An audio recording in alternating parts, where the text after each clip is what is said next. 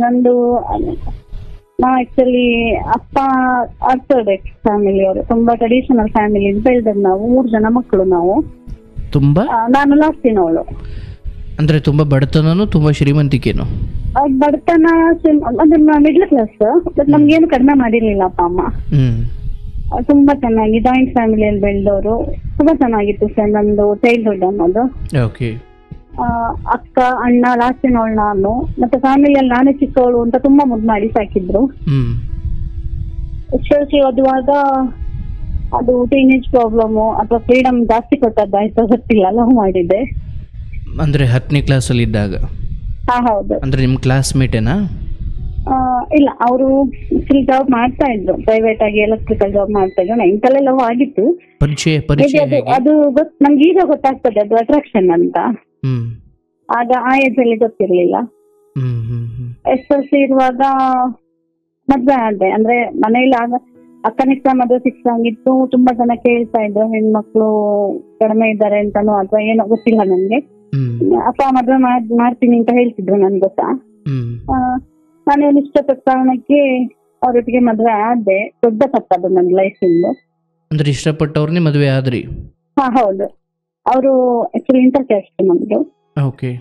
ಅವ್ರು ಬಂದು ಮನೇಲಿ ಕೇಳಿದ್ರು ಮದ್ವೆ ಮಾಡಿಕೊಡಿ ಅಂತ. ಅವ್ರಿಗೆ ಅಪ್ಪ ಅಮ್ಮ ಯಾರು ಇರ್ಲಿಲ್ಲ. ಅಣ್ಣ ಅತ್ತಿಗೆ ಸಪ್ರೇಟ್ ಇದ್ರು, ಇವ್ರೊಬ್ರೇ ಮನೆಯಲ್ಲಿದ್ರು.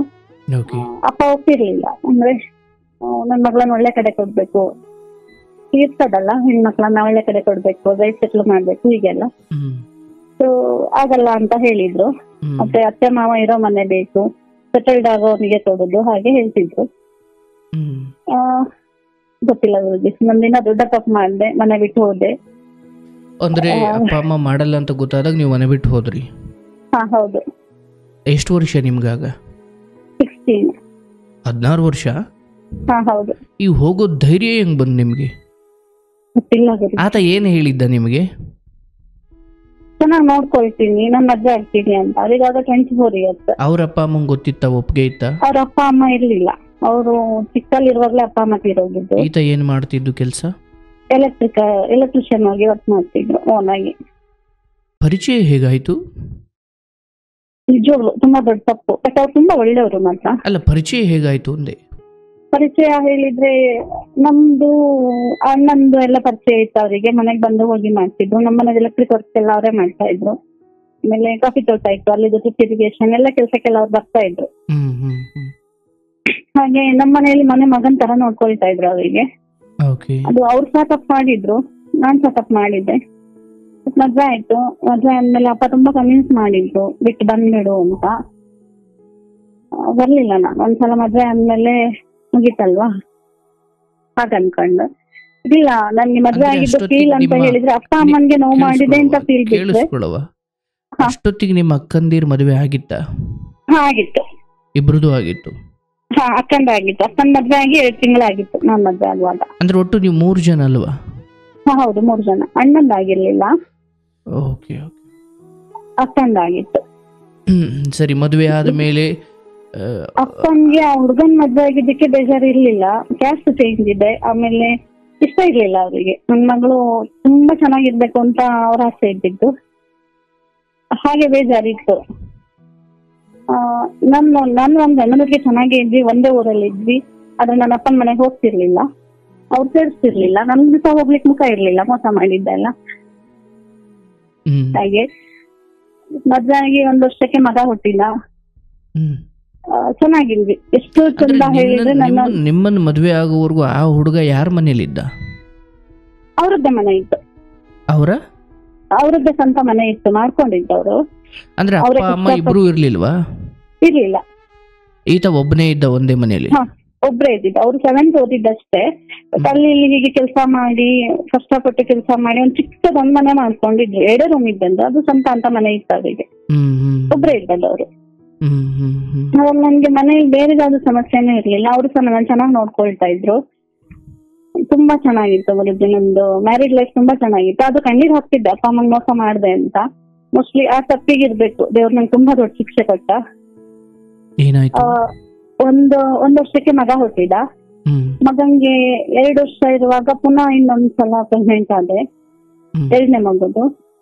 ಪ್ರೆಗ್ನೆಂಟ್ ಆಗಿ 4-5 ತಿಂಗಳಿಗೆ ಅವರು ಯಾವ್ದೋ ಕೆಲ್ಸನ ನೋಡ್ಕೊಂಡ್ ಬರ್ತೇನೆ ಅಂತ ಹೋದವರು ಆಕ್ಸಿಡೆಂಟ್ ಆಯ್ತು ಅವರಿಗೆ.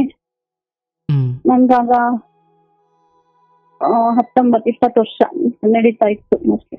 4 ವರ್ಷ ಆಗಿತ್ತು. ಹಾ ಹೌದು. ಮಗನ್ಗೆ 2 ವರ್ಷ ಅಂದ್ರೆ 1 ವರ್ಷ 8 ತಿಂಗಳಾಗಿತ್ತು. ಮಗಳು 4.5 ತಿಂಗಳು ಪ್ರೆಗ್ನೆಂಟ್ ಇರುವಾಗ ಆಕ್ಸಿಡೆಂಟ್ ಆಯ್ತು. ಒಂದಿನ ಬೆಳಿಗ್ಗೆ ಅಂದ್ರೆ ನೈಟ್ ಹೇಳಿದ್ರು ಅವರು, ನಾನು ಹೀಗೆ ಹೊರಗಡೆ ಹೋಗ್ತಿದ್ದೇನೆ ಅಂತ. ನಾನು ಪ್ರೆಗ್ನೆಂಟ್ ಇದ್ರಿಂದ ಬೆಳಿಗ್ಗೆ ಎಬ್ಬಿಸ್ಲಿಲ್ಲ ಅವರು. 3 ಗಂಟೆ ಅಷ್ಟೊತ್ತಿಗೆ ಹೊರಟಿದ್ದಾರೆ 2 ವೀಲರ್ ಅಲ್ಲಿ. ನನ್ಗೊಂದು 11 ಗಂಟೆ ಹಾಗೆ ಫೋನ್ ಬಂದಿತ್ತು. ಅದು ಆಗ ಮೊಬೈಲ್ ಎಲ್ಲ ಇರ್ಲಿಲ್ಲ. ಪಕ್ಕದ ಅಂಗಡಿಗೆ ಲ್ಯಾಂಡ್ಲೈನ್ ನಂಬರ್ಗೆ ಕಾಲ್ ಬಂತು. ಅವರ ಫ್ರೆಂಡ್ ಒಬ್ರು ಫೋನ್ ಮಾಡಿದ್ರು, ಹೀಗೆ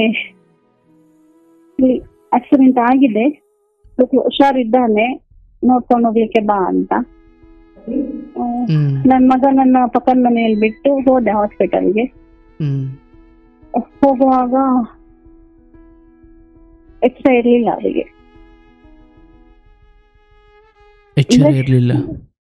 ಬ್ಯಾಂಡೇಜ್ ಏನು ಹಾಕಿರ್ಲಿಲ್ಲ, ಎಕ್ಸ್ಟ್ರಾ ಇರ್ಲಿಲ್ಲ. ನನ್ಗೆ ಏನ್ ಮಾಡ್ಬೇಕಂತ ಗೊತ್ತಿಲ್ಲ, ಏನಾಗಿದೆ ಅಂತ ಗೊತ್ತಿಲ್ಲ. ಅಂದ್ರೆ ಎಷ್ಟು ಮದ್ವೆ ಆಗಿದ್ದೊಂದು ಅದೊಂದು ಹುಚ್ಚತನ ಬಿಟ್ರೆ 19 ವರ್ಷಕ್ಕೆ ಇನ್ನೇನ್ ಗೊತ್ತಿರ್ತದೆ, ಏನಂತ ಗೊತ್ತಿಲ್ಲ. ಮತ್ತೆ ನನ್ಗೆ ಒಂದು ಹಾಲು ತರ್ಲಿಕ್ಕೆ ಸಹ ಅಂಗಡಿ ಕಳ್ಸಿದವ್ರಲ್ಲ, ಅಂದ್ರೆ ಅಷ್ಟು ಚಂದ ನೋಡ್ಕೊಳ್ತಾ ಇದ್ರು ಅವ್ರು. ನಾನು ಇರುವಾಗ, ಅವ್ರಿರುವಾಗ ಜವಾಬ್ದಾರಿನೇ ಇರ್ಲಿಲ್ಲ ನನ್ಗೆ. ಈಗ ಸಣ್ಣ ಮಕ್ಕಳು ಹೇಗ್ ಮನೆಯಲ್ಲಿ ಇರ್ತಾರೆ, ನನ್ನ ಅಪ್ಪನ ಮನೆಯಲ್ಲಿ ಹೇಗಿದ್ನೋ ಅಲ್ಲಿ ಸಹ ಹಾಗೆ ಇದ್ದದ್ದು. ಹಾಗಾಯ್ತು, ಕೋಮದಲ್ಲಿದ್ದಾರೆ ಅಂತ ಆಯ್ತು. ಅಲ್ಲಿ ಹಾಸ್ಪಿಟಲ್ ಅಲ್ಲಿ ಆಗ್ಲಿಲ್ಲ, ಮನೆ ಕರ್ಕೊಂಡೋಗಿ ಅಂತ ಹೇಳಿದ್ರು. ಒಂದು 7 days ತನಕ ಹಾಸ್ಪಿಟಲ್ ಅಲ್ಲಿ ಇದ್ರು. ಮನೆಗ್ ಕರ್ಕೊಂಡ್ ಬಂದೆ. ಮತ್ತೆ ಯಾರೋ ಬೇರೆ ಹಾಸ್ಪಿಟಲ್ ಹೇಳಿದ್ರು, ಅಲ್ಲೆಲ್ಲ ಕರ್ಕೊಂಡು ಹೋದೆ.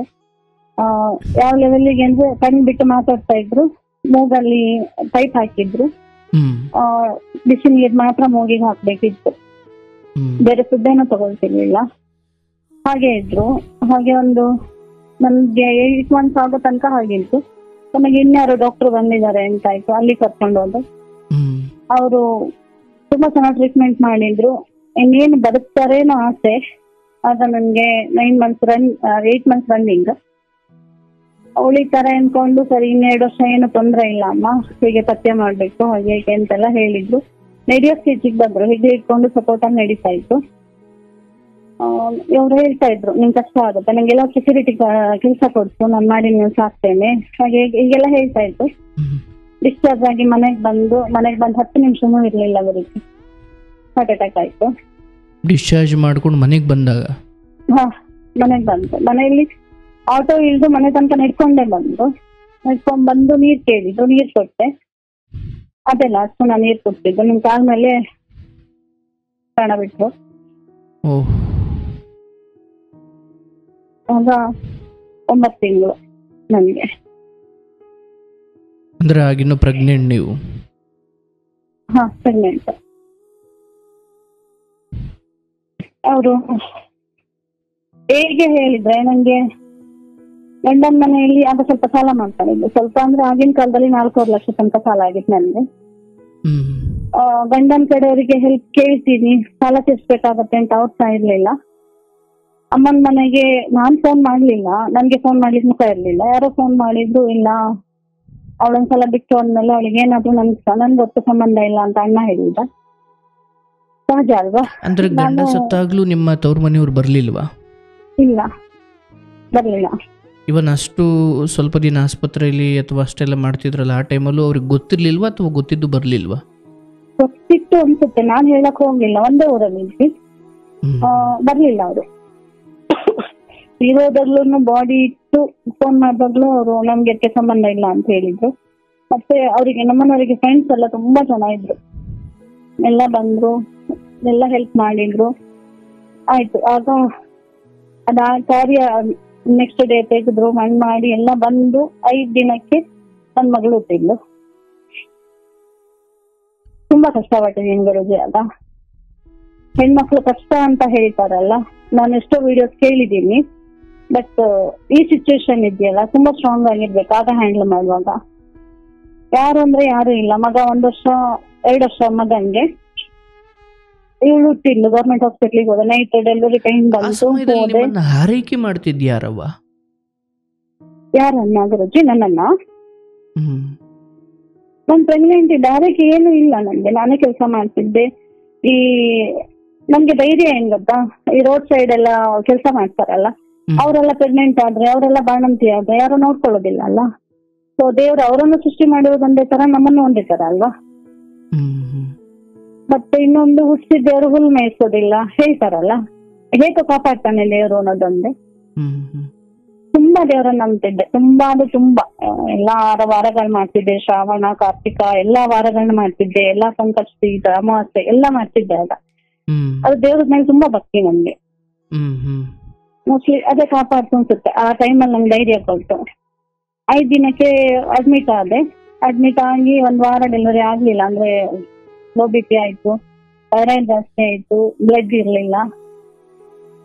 ಮತ್ತೆ ಯಾರೋ ನಮ್ಮನ್ನ ಫ್ರೆಂಡ್ಸ್ ಸರ್ಕಲ್ ಅಲ್ಲೆಲ್ಲ ಯಾರೋ ಹೇಳಿದ್ರು ಅನ್ಸುತ್ತೆ ಬ್ಲಡ್ ಇಲ್ಲ ಅಂತ. ಯಾರೋ ಬಂದು ಬ್ಲಡ್ ಕೊಟ್ಟು ಹೋದ್ರು. ಆಕ್ಚುಲಿ ಆ ಮನುಷ್ಯನ ಮುಖ ಸಹ ನಾನು ನೋಡ್ಲಿಲ್ಲ.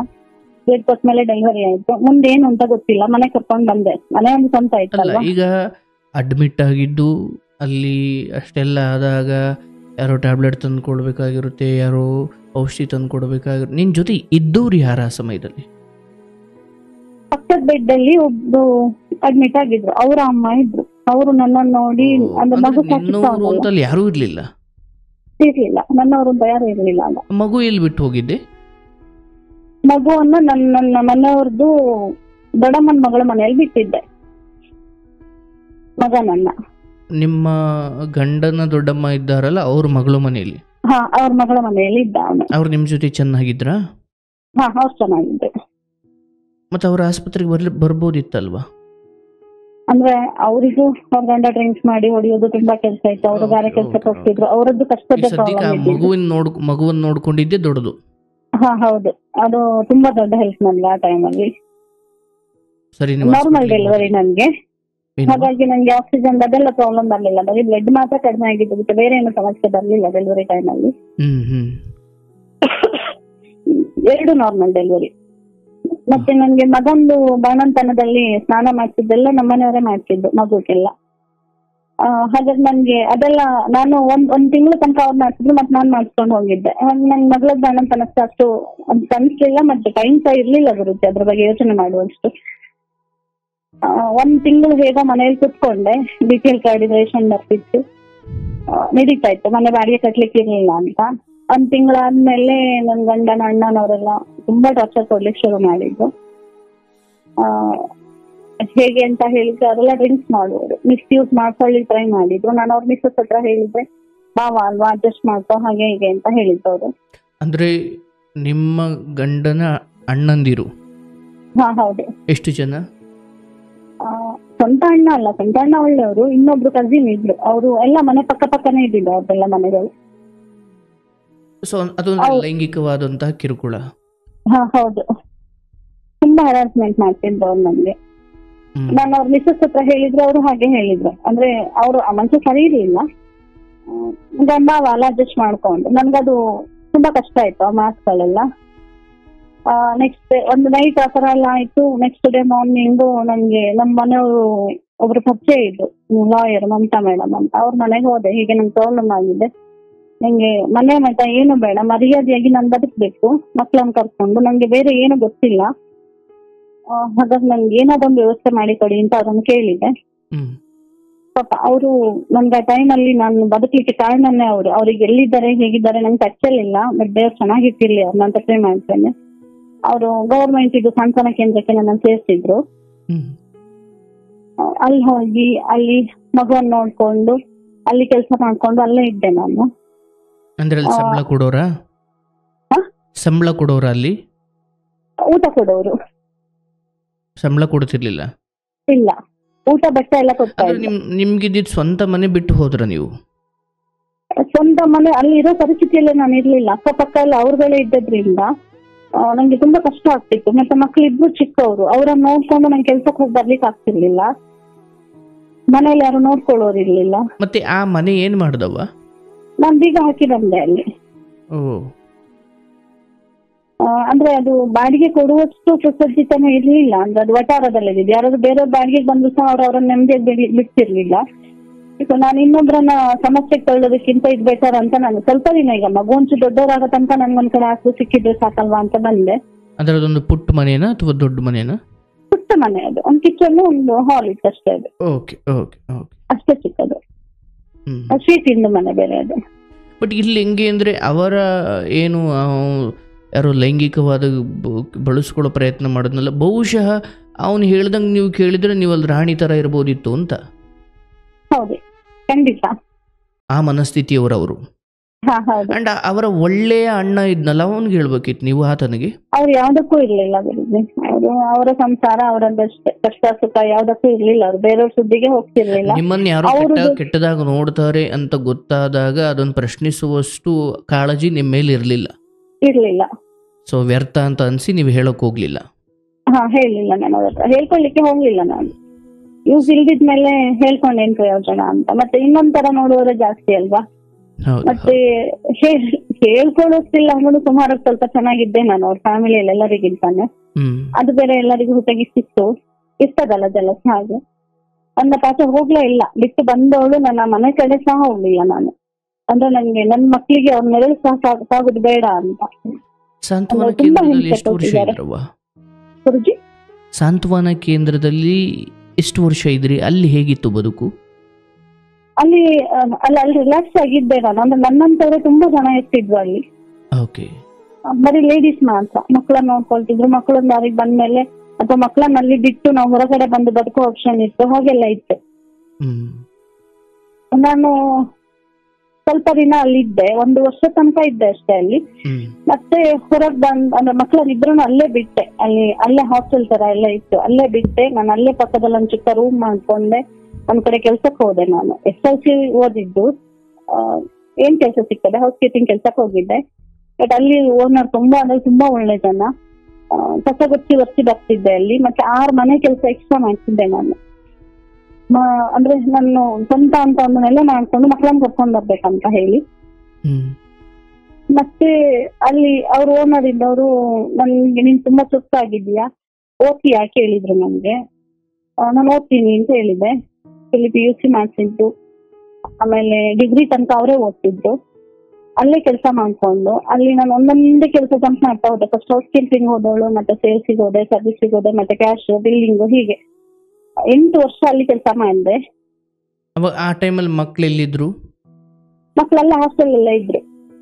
ನನ್ನ ಒಟ್ಟಿಗೆ ಕರ್ಕೊಂಡ್ ಬರ್ಲಿಲ್ಲ. ಬಟ್ ನಾನು ವೀಕ್ಲಿ ಹೋಗಿ ಶನಿವಾರ ಹೋಗಿ ಕರ್ಕೊಂಡ್ ಬರ್ತಿದ್ದೆ, ಭಾನುವಾರ ಇಟ್ಕೊಳ್ತಿದ್ದೆ, ಮತ್ತೆ ಸೋಮವಾರ ಬೆಳಿಗ್ಗೆ ಕರ್ಕೊಂಡೋಗಿ ಬಿಡ್ತಿದ್ದೆ, ಆತರ. ಮತ್ ಮಕ್ಳಿಗೂ ಸಹ ಕಷ್ಟ ಅರ್ಥ ಆಗ್ತಿತ್ತು. ನನ್ ಮಗ ಈಗ್ಲೂ ಸಹ ಅಷ್ಟೇ, ತುಂಬಾ ಅರ್ಥ ಮಾಡ್ಕೊಳ್ತಾನೆ ಎಲ್ಲಾ ಕಷ್ಟಗಳನ್ನ ಸಹ.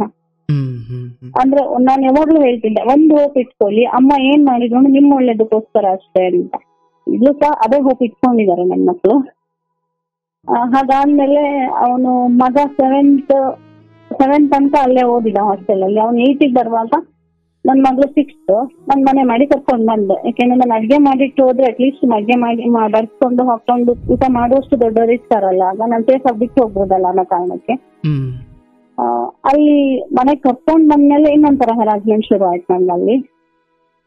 ಅವ್ರ ಕಡೆಯವರೆಲ್ಲ ಬರೋದು. ನಿಮ್ಮ ಹಳೆ ಮನೆಗೆ, ನಿಮ್ಮ ಸ್ವಂತ ಮನೆಗೆ ಕರ್ಕೊಂಡು ಬಂದ್ರ?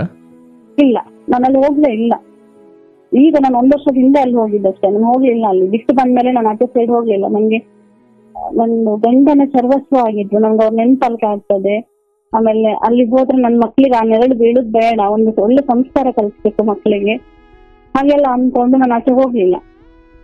ನಂಗೆ ಮನೆ ಆಸ್ತಿ ಇಲ್ಲ ಅಂದ್ರೂ ಪರವಾಗಿಲ್ಲ, ನನ್ ಮಕ್ಳಿಗೆ ಒಂದ್ ಒಳ್ಳೆ ಜೀವನ ಕೊಡ್ಬೇಕು. ಯಾಕೆಂದ್ರೆ ನನ್ ಗಂಡ ನನ್ನನ್ನು ನಂಬಿ ಬಿಟ್ಟು ಹೋಗಿದ್ದಾರಲ್ಲ, ಆ ಮಕ್ಳಿಗೆ ನನ್ನನ್ನು ಬಿಟ್ರೆ ಬೇರೆ ಯಾರು ಇಲ್ಲ ಅಲ್ಲ ಅನ್ನೋ ಕಾರಣಕ್ಕೆ. ಇಷ್ಟು ಮಧ್ಯ ನಾನು ಸಾಲ ಎಲ್ಲ ತೀರ್ಸ್ಕೊಂಡ ತಕ್ಷಣ ಅಪ್ಪ ಅಮ್ಮ ಸಹ ಮಾತಾಡ್ತಿದ್ರು, ನಮ್ ಕಡೆ ಫ್ಯಾಮಿಲಿಯವರೆಲ್ಲ ಮಾತಾಡ್ತಿದ್ರು, ನಾನು ಹೋಗಿ ಬಂದು ಮಾಡ್ತಾ ಇದ್ದೆ, ಚೆನ್ನಾಗಾದ್ವಿ. ಬಟ್ ನಾನ್ ಹೆಲ್ಪ್ ಮಾತ್ರ ಯಾರ ಹತ್ರ ಯಾವತ್ತೂ ತಗೊಳ್ಳಿಲ್ಲ.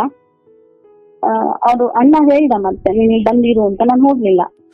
ಅಂದ್ರೆ ಆ ಮಧ್ಯೆ ನಿಮ್ಮ ತವರು ಮನೆ ಅಥವಾ ನಿಮ್ಮ ಅಪ್ಪನ ಮನೆ ಕಡೆಯವರು ಬಂದ್ರ? ಬಂದ್ರು.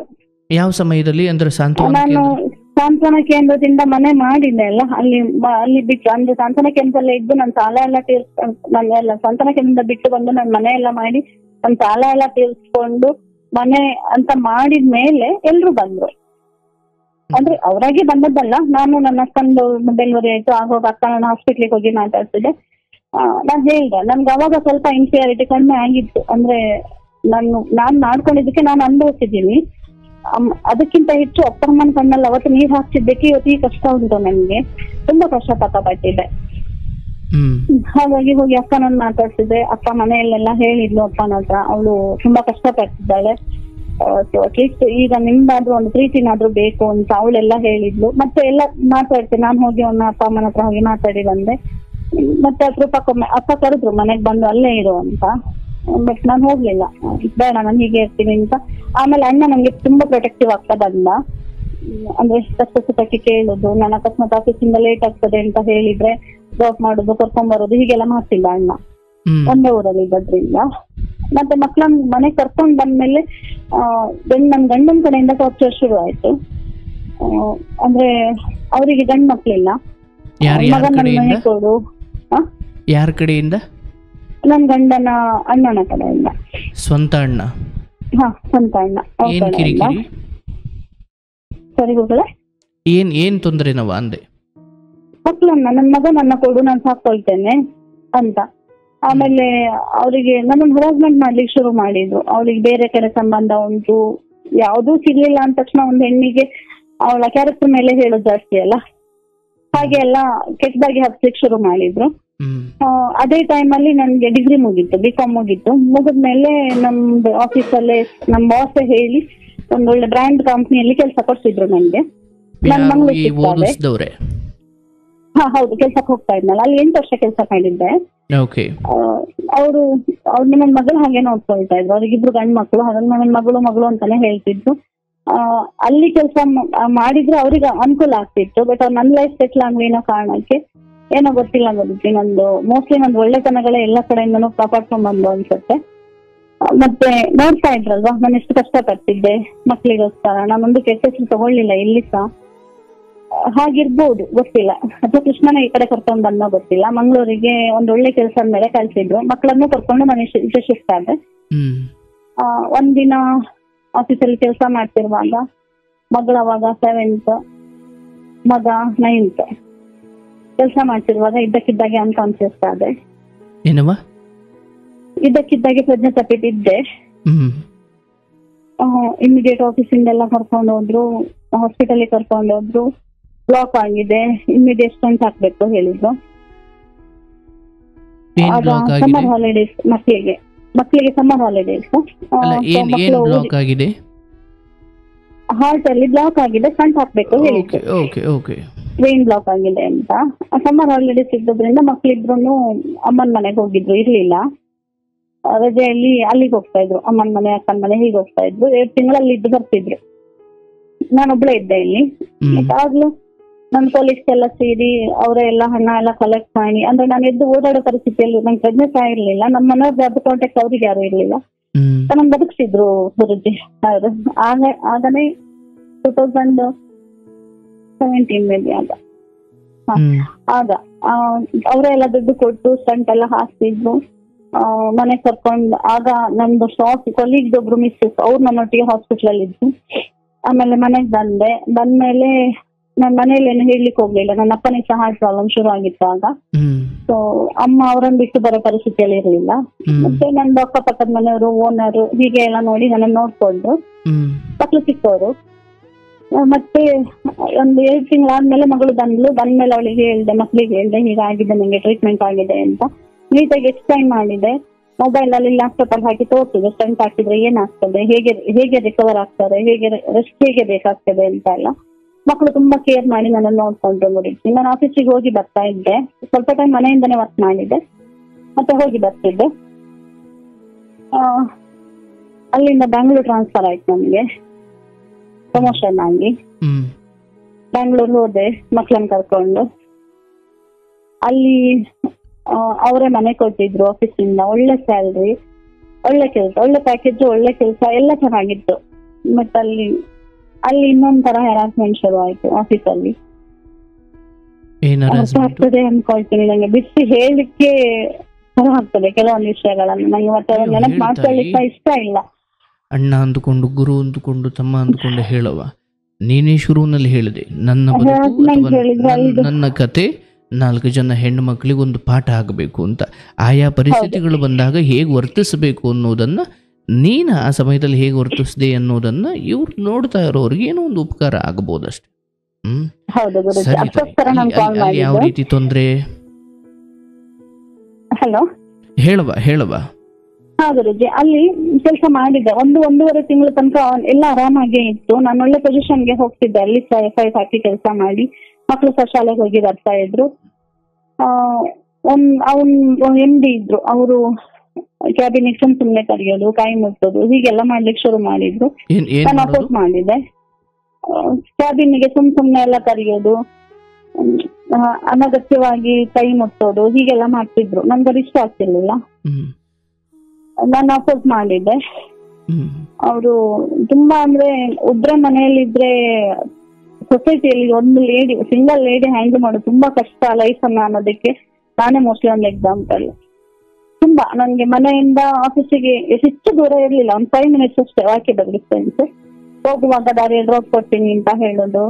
ಆಮೇಲೆ ನಿಂಗೆ ವಾರಕ್ಕೊಮ್ಮೆ ಬಾ, ನಾನು 50,000 ಕೊಡ್ತೇನೆ, ನಿನ್ಗೆ ವಾರಕ್ಕೊಮ್ಮೆ ನಾನು ಕರೆದಾಗ ಬಾ 50,000 ಕೊಡ್ತೀನಿ ಅಂತ ಆಫರ್ ಮಾಡೋದು, ಹೀಗೆಲ್ಲ ಮಾಡ್ತಿದ್ರು. ಅಂದ್ರೆ ಆಫೀಸಲ್ಲಿ ಕೆಲಸ ಮಾಡೋರು? ಹೌದು, ನನ್ನ ಹೈಯರ್ ಪೊಸಿಷನ್ ಅಲ್ಲಿ ಇದ್ದವರು. ಬಟ್ ಅದಕ್ಕಿಂತ ದೊಡ್ಡ ಜಾಬ್ ಅಲ್ಲಿರೋರಿಗೆ ನೀವು ಅದನ್ನ ವಿಷಯ ಮುಟ್ಟಿಸ್ಲಿಲ್ವಾ? ಅಂದ್ರೆ ಮುಟ್ಲಿಕ್ಕೆ ನಾನು ಊರಿಗೆ ಹೊಸಬ್ಳಲ್ಲಿ, ಬೆಂಗಳೂರು ನನ್ಗೇನು ಗೊತ್ತಿರ್ಲಿಲ್ಲ. ಮತ್ತೆ ಅಲ್ಲಿ ಹೇಗೆ ಮಾಡಿದ್ರೆ ಹೇಗೆ ರಿಯಾಕ್ಟ್ ಆಗ್ತದೆ ಗೊತ್ತಿಲ್ಲ ದೊಡ್ಡ ದೊಡ್ಡ ಕಂಪ್ನಿಗಳಲ್ಲಿ. ನೆಕ್ಸ್ಟ್ ನನ್ಗೆ ಪ್ರಾಬ್ಲಮ್ ಆದ್ರೆ ನಾನು ಒಬ್ಬನೇ ಆದ್ರೆ ಪರವಾಗಿಲ್ಲ ಗುರುಜಿ, ಮಕ್ಕಳು ಇದ್ದಾರಲ್ಲ ಅವ್ರ ಲೈಫಿಗೆ ಎಫೆಕ್ಟ್ ಆಗ್ತದಲ್ಲ, ಸೀರಿಯಸ್ ಏನಾದ್ರು ಆದ್ರೆ. ಹಾಗೆ ಯೋಚನೆ ಮಾಡಿ ನಾನು ಅಪೋಸ್ ಮಾಡಿದ್ದೆ. ಅಲ್ಲಿ ಸಹ ನನ್ನನ್ನು ಬೈಕೊಂಡು ಅವಾಯ್ಡ್ ಮಾಡ್ಕೊಂಡು ನನ್ನ ಪಾಡಿ ನಾನು ಕೆಲಸ ಮಾಡ್ಕೊಂಡು ಹೀಗಿದ್ದೆ. ಲಾಸ್ಟಿಗೆ ಏನ್ ಮಾಡಿದ್ರು, ನನಗೆ ಕೆಲಸನೇ ಕೊಡ್ಲಿಲ್ಲ. ಅಂದ್ರೆ ಜಸ್ಟ್ ಹೋಗೋದು ಬರೋದು. ಅಂದ್ರೆ ವರ್ಕಹಾಲಿಕ್ ಆಗಿರೋರಿಗೆ ಒಂದಿನ ಕೆಲಸ ಕೊಡ್ಲಿಲ್ಲ ಅಂದ್ರೆ ತುಂಬಾ ಕಷ್ಟ ಆಗತ್ತೆ. ಅದು ನಾನು ವರ್ಕಹಾಲಿಕ್, ಕೆಲಸ ಕೊಡ್ತಿರ್ಲಿಲ್ಲ, ಹಾಗೆ ತೋರಿಸ್ತಿದ್ದ. ಹಾಗೆ ನಾನು ಮತ್ತೆ ರೆಸಿಗ್ನೇಷನ್ ಲೆಟರ್ ಕೊಟ್ಟೆ, ನಾನು ಕೆಲಸ ಬಿಡ್ತೀನಿ, ನಾನು ರಿಟರ್ನ್ ಬರ್ತೀನಿ ಅಂತ. ಮನೆಯಲ್ಲಿ ಅಪ್ಪನಿಗೆಲ್ಲ ಹೇಳಿದೆ ಈಗ ಪ್ರಾಬ್ಲಮ್ ಆಗ್ತಾ ಉಂಟು ಅಂತ. ಸರಿ, ನೀವು ರಿಟರ್ನ್ ಊರಿಗೆ ಬಾ, ಇಲ್ಲ ಏನಾದ್ರು ಕೆಲಸ ಮಾಡ್ಬೋದು, ಇಲ್ಲಾಂದ್ರೆ ನಮ್ಮನೆಯಲ್ಲೇ ಇರು ಅಂತ ಕರೆದ್ರು. ಅದೇ ಟೈಮಲ್ಲಿ ನಂಗೆ ನನ್ನ ಕಸಿನ್ ಒಬ್ರು ಇಲ್ಲಿ ಉಡುಪಿಯಲ್ಲಿ ಪ್ರಾವಿಷನ್ ಸ್ಟೋರ್ ಹಾಕಿದ್ರು. ಅವ್ರು ಸಹ ಹೇಳಿದ್ರು, ಪ್ರಾವಿಷನ್ ಸ್ಟೋರ್ ನಾನು ಇನ್ನೊಂದು ಸ್ಟೋರ್ ಹಾಕ್ತಾ ಇದ್ದೀನಿ, ಸೊ ಇಲ್ಲಿ ಮ್ಯಾನೇಜ್ ಮಾಡ್ಲಿಕ್ಕೆ ಒಬ್ರು ಬೇಕಾಗ್ತದೆ, ಬರ್ತೀಯಾ ಕೇಳಿದ್ರು. ನನ್ನ ಚಿಕ್ಕಮ್ಮನ ಮಗ, ನನ್ನ ಅಣ್ಣನೇ ಆಗ್ತಾನೆ. ನಾನು ತಿರ್ಗಿ ತವ್ರ ಮನೆಗೆ ಹೋಗೋದಕ್ಕಿಂತ ಈ ತರ ಆಫರ್ ಇರುವಾಗ ನಾನು ಇಲ್ಲಿ ಬರೋದ್ ಬೇಕಾರಂತ ಹೇಳಿ ಉಡುಪಿಗೆ ಬರ್ಲಿಕ್ಕೆ ಯೋಚನೆ ಮಾಡಿದ್ದೆ. ಅವ್ರ ರೆಸಿಗ್ನೇಷನ್ ಅಕ್ಸೆಪ್ಟ್ ಮಾಡ್ಲಿಲ್ಲ ಬ್ಯಾಂಗ್ಳೂರಲ್ಲಿ. ಅಗ್ರಿಮೆಂಟ್ ಬೇಸಿಕ್ 1 ವರ್ಷ ಇರ್ಲೇಬೇಕು ಹೇಳಿದ್ರು. ಮತ್ತೆ ನನ್ನ ಮಗನಿಗೆ ಆ ಟೈಮಲ್ಲಿ ಅಲರ್ಜಿ ಶುರು ಆಯ್ತು, ಅಲ್ಲಿ ಬ್ಯಾಂಗ್ಳೂರ್ ವೆದರ್ ಹಿಡಿಸ್ಲಿಲ್ಲ. ಸೊ ನಾನು ಇಲ್ಲಿ ಉಡುಪಿಗೆ ಬಂದು ಒಂದು ಹಾಸ್ಪಿಟಲ್ ಅಲ್ಲಿ ತೋರಿಸಿ, ಆಯುರ್ವೇದಿಕ್ ಹಾಸ್ಪಿಟಲ್ ಅಲ್ಲಿ. ಮತ್ತೆ ನನ್ನ ಅಣ್ಣ ಇನ್ಫ್ಲೂಯೆನ್ಸ್ ಮಾಡಿ 1 ಲೀಟರ್ ಎಲ್ಲ ಕೊಟ್ಟು, ಅವನಿಗೆ ಅಲ್ಲಿ ವೆದರ್ ಸೆಟ್ ಆಗೋದಿಲ್ಲ ಅಂತ ಹೇಳಿ ಅದನ್ನ ತಗೊಂಡೋಗಿ ಕಂಪ್ನಿಗೆ ಕೊಟ್ಟು ರೆಸಿಗ್ನೇಷನ್ ಕೊಟ್ಟು 1 ದಿನದಲ್ಲಿ ಮನೆ ಖಾಲಿ ಮಾಡಿ ಇಲ್ಲಿ ಬಂದೆ, ಉಡುಪಿಗೆ ಬಂದೆ. ಬರುವಾಗ ಮಗ 8th ಮುಗಿಸಿದ್ದ, ಮಗಳು 6th. ನಮ್ಮ ಮನೆಯಲ್ಲಿ ಅಪ್ಪ ಹಂಗೆ ತುಂಬಾ ಹುಷಾರಿಲ್ಲ ಆಗಿತ್ತು. ಅಪ್ಪ ಶುರು ಮಾಡಿದ್ರು, ನೀನೊಬ್ಳೆ ಎಷ್ಟು ದಿನ ಇರ್ತೀಯ, ನೀನೊಂದ್ ಮದ್ವೆ ಆಗು. ಹಾಗೆ ಮೊದ್ಲಿಂದನೂ ಇತ್ತು, ನಡೀತಾ ಇತ್ತು ಅದು. ನಾನು ಆಗ್ತಿರ್ಲಿ, ಆಗಲ್ಲ ಅಂತ ಹೇಳ್ತಿದ್ದೆ. ಲಾಸ್ಟ್ ಅಲ್ಲಿ ನಾನು ಸಾಯೋದ್ರೊಳಗೆ ನಿನ್ ಲೈಫ್ ನೋಡ್ಬೇಕು, ನಂಗೆ ಆಗಂತೂ ನೀನ್ ನನ್ನ ಮಾತು ಕೇಳಲಿಲ್ಲ, ಈಗಲಾದ್ರೂ ಕೇಳು, ಹಾಗೆ ಹೀಗೆ ಅಂತ ಹೇಳಿ ತುಂಬಾ ಪ್ರೆಷರ್ ಹಾಕಿದ್ರು. ಆಮೇಲೆ ಎಲ್ಲೊಂದ್ ಕಡೆ ನನ್ಗೂ ಅನಿಸ್ತು, ಸೊಸೈಟಿಯಲ್ಲಿ ಇಷ್ಟು ಹೆರಾಸ್ಮೆಂಟ್ ಆಗುವಾಗ ಇಲ್ಲಿಗಲ್ ರಿಲೇಶನ್ಶಿಪ್ ಇಟ್ಕೊಳ್ಳಿಕ್ ನನ್ಗೆ ಇಷ್ಟ ಇಲ್ಲ. ಅದು ನನ್ನ ಲೈಫ್ ನಾನೇ ಪ್ರೊಟೆಕ್ಟ್ ಮಾಡ್ಕೊಳ್ಬೇಕಂತ. ಬಟ್ ಅಪ್ಪ ಇಷ್ಟು ಹೇಳ್ತಿದ್ದಾರೆ ಹೇಳಿದ್ರೆ ಹೌದೇನೋ, ಇಲ್ಲ ಒಂದ್ ಕಡೆಯಿಂದ ಮದ್ವೆ ಆದ್ರೆ ಒಳ್ಳೇದೇನೋ ಅಂತ ಅನ್ನಿಸ್ತು. ಬಟ್ ನಾನು ಆಗ ಆ ಡಿಸಿಷನ್ ತಗೊಳ್ಬಾರ್ದಾಗಿತ್ತು. ಸೆಕೆಂಡ್ ಡಿಸಿಷನ್ ತಪ್ಪಾದದ್ದು. ಮನೆಯಲ್ಲೆಲ್ಲ ನೋಡಿ ಮದ್ವೆ ಮಾಡಿದ್ರು ನಮ್ಮ ಕ್ಯಾಸ್ಟ್ ಒಮ್ಮೆ. ಎಜುಕೇಶನ್ ಎಲ್ಲ ಒಳ್ಳೇದಿತ್ತು ಅವರದ್ದು, ಕೆಲಸ ಸಹ ಒಳ್ಳೇದಿತ್ತು ಅಂತ ಮದ್ವೆ ಮಾಡಿದ್ರು. ಮದ್ವೆ ಮದ್ವೆಗೂ ಮೊದ್ಲು ನಂದಿದ್ದು ಒಂದೇ ಕಂಡೀಷನ್ ಅವರಿಗೆ, ದುಡ್ದು ನಾನ್ ಬೇಕಾದ್ರೆ ದುಡ್ಡು ಸಾಕ್ತಾನೆ, ತೊಂದ್ರೆ ಇಲ್ಲ, ನನ್ ಮಕ್ಳಿಗೆ ಅಪ್ಪ ಆಗಿರ್ಬೇಕು ಅಂತ. ಮತ್ತೆ ಇನ್ನೊಂದು ಹೇಳಿದ್ದೆ, ನನ್ನ ಗಂಡ ನನ್ ಮರಿಲಿಕ್ಕೆ ಆಗೋದಿಲ್ಲ, ಅವ್ರ ಜಾಗದಲ್ಲಿ ನಾನು ಇನ್ನೊಂದು ನೋಡ್ಬೇಕು ಅಂದ್ರೆ ನಂಗೆ ಟೈಮ್ ಕೊಡ್ಬೇಕು ಅಂತ ಕೇಳಿದ್ದೆ. ಯಾಕೆಂದ್ರೆ ನಾನು ಅವರನ್ನ ಪ್ರೀತಿ ಮಾಡಿ ಮದ್ವೆ ಆಗಿದ್ದೊಂದು ಕಡೆ ಅಂದ್ರೆ ಯಾವ ಹೆಣ್ಣಿಗೂ ಗಂಡನ ಜಾಗದಲ್ಲಿ ಇನ್ನೊಬ್ರನ್ನ ನೋಡ್ಲಿಕ್ಕೆ ತುಂಬಾ ಕಷ್ಟ. ನನ್ಗಂತೂ ತುಂಬಾ ಕಷ್ಟ ಆಗ್ತಿತ್ತು. ನಾನು ಅವ್ರು ತೀರ್ ಹೋಗಿದ್ರು ಸಹ ಅವ್ರ ಫೋಟೋ ನನ್ಗೆ ಕಷ್ಟ ಆದಾಗ ಹೇಳ್ಕೊಂಡು ಅಳಿತಿದ್ದೆ, ಅವ್ರ ಹತ್ರ ಮಾತಾಡ್ತಿರ್ತಿದ್ದೆ. ಹಾಗಿದ್ದಳು ನಾನು. ಅವ್ರ ಹತ್ರ ಹೇಳಿದ್ದೆ, ಹೇಳಿ ಎಲ್ಲ ಒಪ್ಕೊಂಡೆ ಮದ್ವೆ ಆಗಿದ್ದು. ಅವ್ರಿಗೆ ಫಸ್ಟ್ ಮ್ಯಾರೇಜ್. ಮದ್ವೆ ಆಗಿ ಒಂದ್ ವಾರಕ್ಕೇನೆ ರಗಳೆ ಮಾಡ್ಲಿಕ್ಕೆ ಶುರು ಮಾಡಿದ್ರು. ಅಂದ್ರೆ ನಿಮ್ಮ ಕೇಳಿಸ್ಕೊಳ್ಳಿ, ಮೊದಲನೇ ವ್ಯಕ್ತಿಯನ್ನ ಮರೀಲಿಕ್ಕೆ ಸ್ವಲ್ಪ ಕಷ್ಟ ಆಗ್ಬೋದು, ಅಥವಾ ಅಂಥದ್ದೇನೋ ಒಂದು ನೆನಪ ಮಾಡ್ಕೊಂಡು ಹತ್ತಾಗ ನೀವು ಅದನ್ನ ಸ್ವಲ್ಪ ಬೇರೆ ತರ ನೋಡಬಾರ್ದು ಅಂತ ಹೇಳಿದಾಗ ಅವ್ರು ಏನಂದಿದ್ರು? ಅವರು ಹೇಳಿದ್ರು, ನನ್ಗೆ ಅರ್ಥ ಆಗ್ತದೆ ಮೊದಲನೇವ್ರನ್ನ ಮರೆಯೋದು ಕಷ್ಟ ಅಂತ, ಸೊ ಮೊದಲಿಗೆ ನಾನು ಟೈಮ್ ಕೊಡ್ತೇನೆ ಅಂತ ಹೇಳಿದ್ರು. ನಾನು ಅಲ್ಲಿ ತನಕ ನಿನ್ನ ಹತ್ರ ಫ್ರೆಂಡ್ ಆಗಿ ಇರ್ತೇನೆ ಅಂತ ಪ್ರಾಮಿಸ್ ಮಾಡಿದ್ದು ಅವ್ರು. ನಾನು ಅದನ್ನ ಅಪ್ಪ ಅಮ್ಮನ ಎದುರುಗಡೆ ಕೂತು ಮಾತಾಡಿದ್ದೆ ನಾನು ಆ ವಿಷಯನ. ನನ್ನ ಅಮ್ಮ ಸಹ ಈಗ್ಲೂ ಬೈತಾ ಇರ್ತಾರೆ ಅವರಿಗೆ, ಮೊದ್ಲು ಒಂದ್ ಮಾತಾಡಿದ್ದ ಅಂತ. ಒಂದ್ ವಾರ ಆಗೊಮ್ಮೆ ಕಿರಿಕ್ ಮಾಡ್ಲಿಕ್ಕೆ ಶುರು ಮಾಡಿದ್ರು ಅವರು. ಮಕ್ಕಳು ಡಿಸ್ಟರ್ಬ್ ಮಾಡ್ತಾರೆ, ಮತ್ತೆ ಮಕ್ಕಳನ್ನ ಹೊರಗಡೆ ಎಲ್ಲರೂ ಹಾಸ್ಟೆಲ್ ಅಲ್ಲಿ ಬಿಡುವ ಹಾಗೆ ಹೀಗೆ ಅಂತ. ಒಂದ್ ವಾರದಲ್ಲೇ ನನ್ಗೆ ಅವ್ರ ಬುದ್ಧಿ ಗೊತ್ತಾಯ್ತು. ನಾನು ನಿಮ್ದು ಎಷ್ಟೋ ವಿಡಿಯೋಗಳು ಕೇಳಿದಾಗ ನಾನು ಅನ್ಕೊಳ್ತಿರ್ತೀನಿ, ನಾನು ಅವತ್ತು ತಗೊಂಡಿದ್ದ ಡಿಸಿಷನ್ ತುಂಬಾ ಒಳ್ಳೇದು ಅಂತ. ನೀವು ಇವತ್ತು ಮಧ್ಯಾಹ್ನ ಒಂದು ವಿಡಿಯೋ ಕೇಳಿದೆ ನಿಮ್ಮ ಕಾರ್ಯಕ್ರಮದ್ದು, ಚಪ್ಪಲಿಗೆ ಮುಳ್ಳು ಚುಚ್ಚಿದಾಗ ಅಲ್ಲೇ ತೆಗೆದು ಬಿಡ್ಬೇಕು ಅಂತ ಹೇಳಿದ್ರಿ. ನಾನು ಅದೇ ಡಿಸಿಷನ್ ತಗೊಂಡೆ. ಬಂದು ಒಂದ್ ವಾರಕ್ಕೇನೆ ನಂಗೆ ಬೇಡ ಅನ್ಸಿತ್ತು. ಈ ರಿಲೇಶನ್ಶಿಪ್ ಇಂದ ನನ್ ಮಕ್ಳಿಗೂ ನೆಮ್ಮದಿ ಇರೋದಿಲ್ಲ, ನನ್ಗೂ ನೆಮ್ಮದಿ ಇರೋದಿಲ್ಲ, ಎಲ್ಲ ಹಾಳಾಗ್ತದೆ ಅಂತ ಅಪ್ಪನ ಹತ್ರ ಮಾತಾಡಿದೆ. ಹೀಗಾಗ್ತಾ ಉಂಟು, ನನ್ಗೆ ಆಗ್ತಾ ಇಲ್ಲ ಅಂತ. ನನ್ಗೆ ಮಕ್ಳಿಗೋಸ್ಕರನೇ ನಾನು ಉಸಿರಿಟ್ಕೊಂಡು ಬದುಕಿರುವಾಗ ನಂಗೆ ಮಕ್ಳು ಬೇಡ ಅಂತ ಹೇಳಿದ್ರೆ, ಈಗ ಪ್ರಿಫರೆನ್ಸ್ ಅಂತ ಕೊಟ್ರೆ ನಾನ್ ಬೇಕಾ ಮಕ್ಳು ಬೇಕಾ ಅಂತ ಕೊಟ್ಟಿದ್ರು. ನಂಗೆ ಮಕ್ಳು ಇಂಪಾರ್ಟೆಂಟ್ ಆಗಿತ್ತು. ಅದಕ್ಕೋಸ್ಕರ ನಂಗೆ ಬೇಡ ಅಪ್ಪ, ಈ ರಿಲೇಶನ್ಶಿಪ್ ಬೇಡ ಅಂತ ಹೇಳಿದ್ದು. ಮತ್ತೆ ಒಂದ್ ವಾರಕ್ಕೇನೆ ಹಾಗಾಯ್ತು ಗುರುಜಿ. ಮಕ್ಕಳ ಕುರಿತಾಗಿ ಆತ ಯಾವ ರೀತಿ ವಿರೋಧ ಮಾಡಿದ್ರು? ಮಕ್ಕಳು ತುಂಬಾ ಹಚ್ಕೊಳ್ತಾ ಇದ್ರು. ಅಂದ್ರೆ ಮಕ್ಕಳಿಗೆ ಅದೊಂದು ಅಪ್ಪ ಬರ್ತಾರೆ ಅಂದ್ರೆ ಬೇರೆ ಅಪ್ಪ ಎಲ್ಲ ಪ್ರೀತಿ ಮಾಡುವಾಗ ನೋಡಿದ್ರಲ್ವಾ. ಈಗ ನನ್ನ ಅಣ್ಣ ಮಕ್ಕಳನ್ನ ಮುದ್ದು ಮಾಡುವಾಗ ಅಥವಾ ನನ್ನ ಭಾವ ಅವರ ಮಕ್ಕಳನ್ನ ಮುದ್ದು ಮಾಡುವಾಗ ನನ್ಗೂ ಅಪ್ಪ ಇಲ್ಲ ಅನ್ನೋ ಕೇಳಿತ್ತು. ತುಂಬಾ ಚೆನ್ನಾಗಿ ಅಕ್ಸೆಪ್ಟ್ ಮಾಡ್ಕೊಂಡ್ರು ನನ್ನ ಮಕ್ಳಿಬ್ರು ಸಹ. ಆದ್ರೆ ಅವ್ರು ನನ್ನ ಎದುರುಗಡೆ ಏನು ಮಾತಾಡ್ತಿರ್ಲಿಲ್ಲ. ನಾನು ಆಫೀಸಿಗೆ ಹೋದ್ರೆ ಆಚೆ ಈಚೆ ನಾನು ಅಂಗಡಿಗೆ ಹೋದಾಗ ಹೀಗೆಲ್ಲ ಮಾಡಿದಾಗ ಮಕ್ಳಿಗೆ ಕಷ್ಟ ಕೊಡ್ತಾ ಇದ್ರಂತೆ. ನನ್ ಮಗಳು ಹೇಳ್ತಾ ಇದ್ಲು, ಮಗ ಯಾವ್ದಂತ ಹೇಳ್ತಿಲ್ಲ, ಸಹಿಸ್ಕೊಳ್ತಿದ್ದ.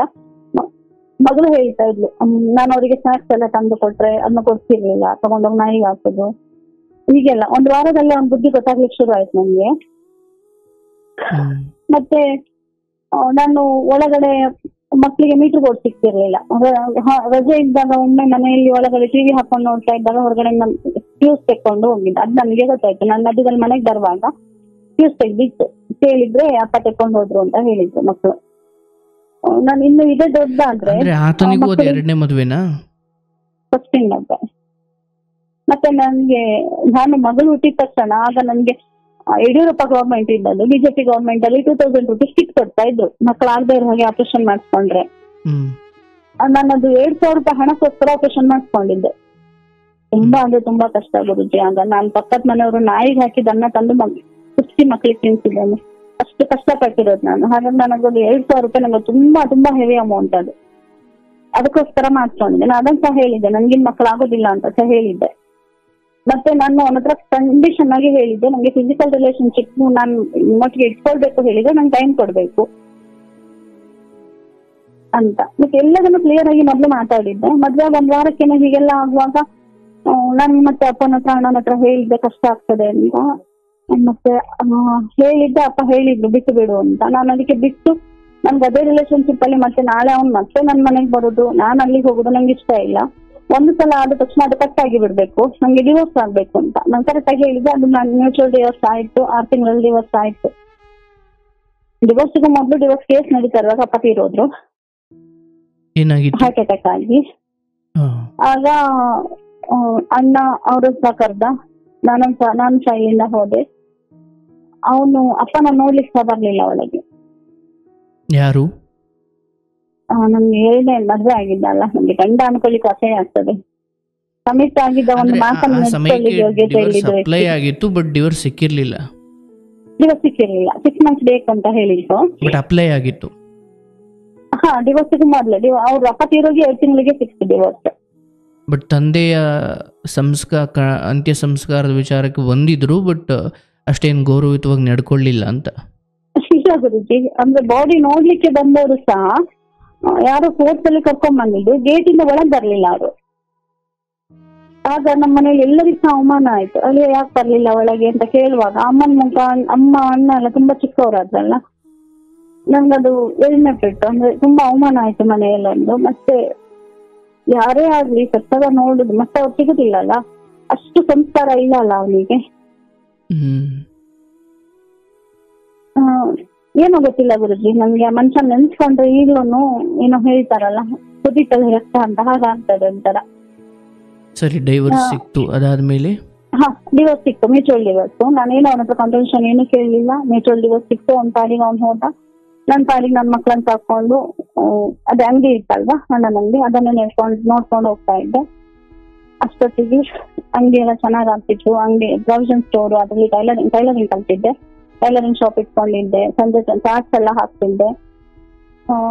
ಮತ್ತೆ ಬೆಳಿಗ್ಗೆನೆ ಸೈಕಲ್ ಅಲ್ಲಿ ಹೋಗಿ ಅರ್ಧ ಏರಿಯಾ ಫುಲ್ ಹಾಲ್ ಹಾಕ್ತಿದ್ದೆ. 2 ವೀಲರ್ ಇರಲಿಲ್ಲ ಆಗ, ಸೈಕಲ್ ಇತ್ತು.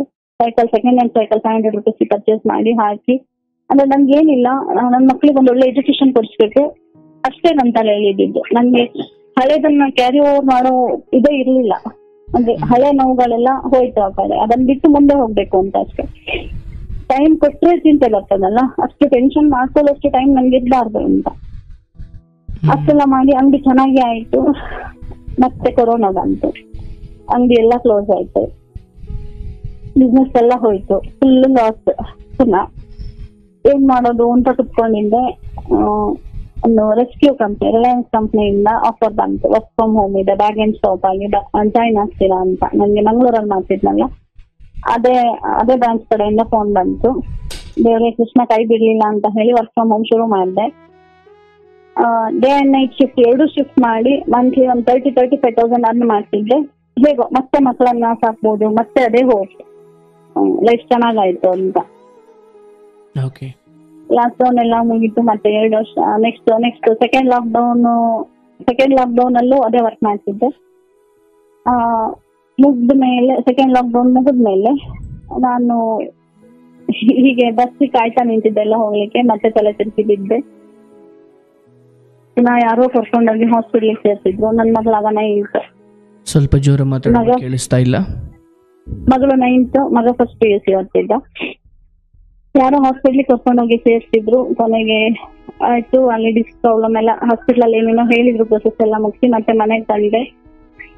ನನ್ಗೆ ಸಮಾಧಾನ ಆಗ್ಲಿಲ್ಲ, ಅಂದ್ರೆ ಏನೋ ಸಂಕಟ, ಮತ್ತೆ ಬ್ಲಡ್ ವಾಮಿಟ್ ಆಗ್ತಿತ್ತು, ಮೂಗಲ್ಲೆಲ್ಲ ಬ್ಲಡ್ ಬರ್ತಿತ್ತು, ತಲೆ ತಿರುಗ್ತಿತ್ತು, ಹೇಗೇಗೋ ಆಗ್ತಿತ್ತು. ಏನೋ ಆಗ್ತಿದೆ ನನ್ಗೆ ಅಂತ ಅನಿಸ್ತಿತ್ತು, ಏನು ಅಂತ ಗೊತ್ತಾಗ್ತಿರ್ಲಿಲ್ಲ. ಮಗಳು ಅವಾಗ 9th, ಅವಳನ್ನ ಕರ್ಕೊಂಡು ನಂಗೆ ಮೊದ್ಲು ಸ್ಟಂಟ್ ಹಾಕಿದ್ರಲ್ಲ ಡಾಕ್ಟರ್, ಅಲ್ಲಿಗೆ ಹೋದೆ. ಅವರು ಯಾವ್ದಕ್ಕೂ ಒಂದು ಕ್ಯಾನ್ಸರ್ ಟೆಸ್ಟ್ ಮಾಡ್ಸುವ ಅಂತ ಹೇಳಿದ್ರು.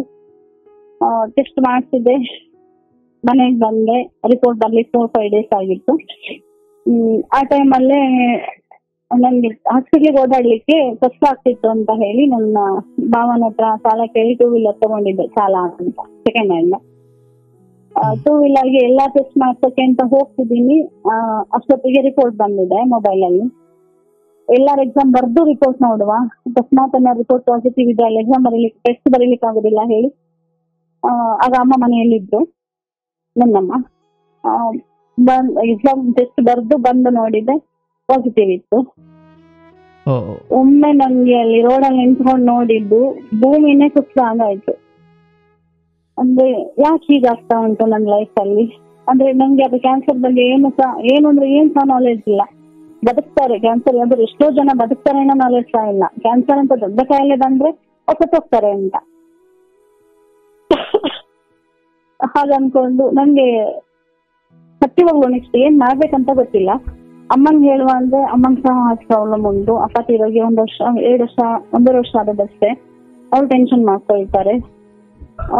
ಆಗ್ಲೂ ಸಹ ಮಕ್ಳಿಗೆ ಎಕ್ಸಾಮ್ ಟೈಮ್, ಎಕ್ಸಾಮ್ ಮುಗ್ದು ಹಾಲಿಡೇ ಶುರು ಆಗಿತ್ತು ಮಗಳಿಗೆ.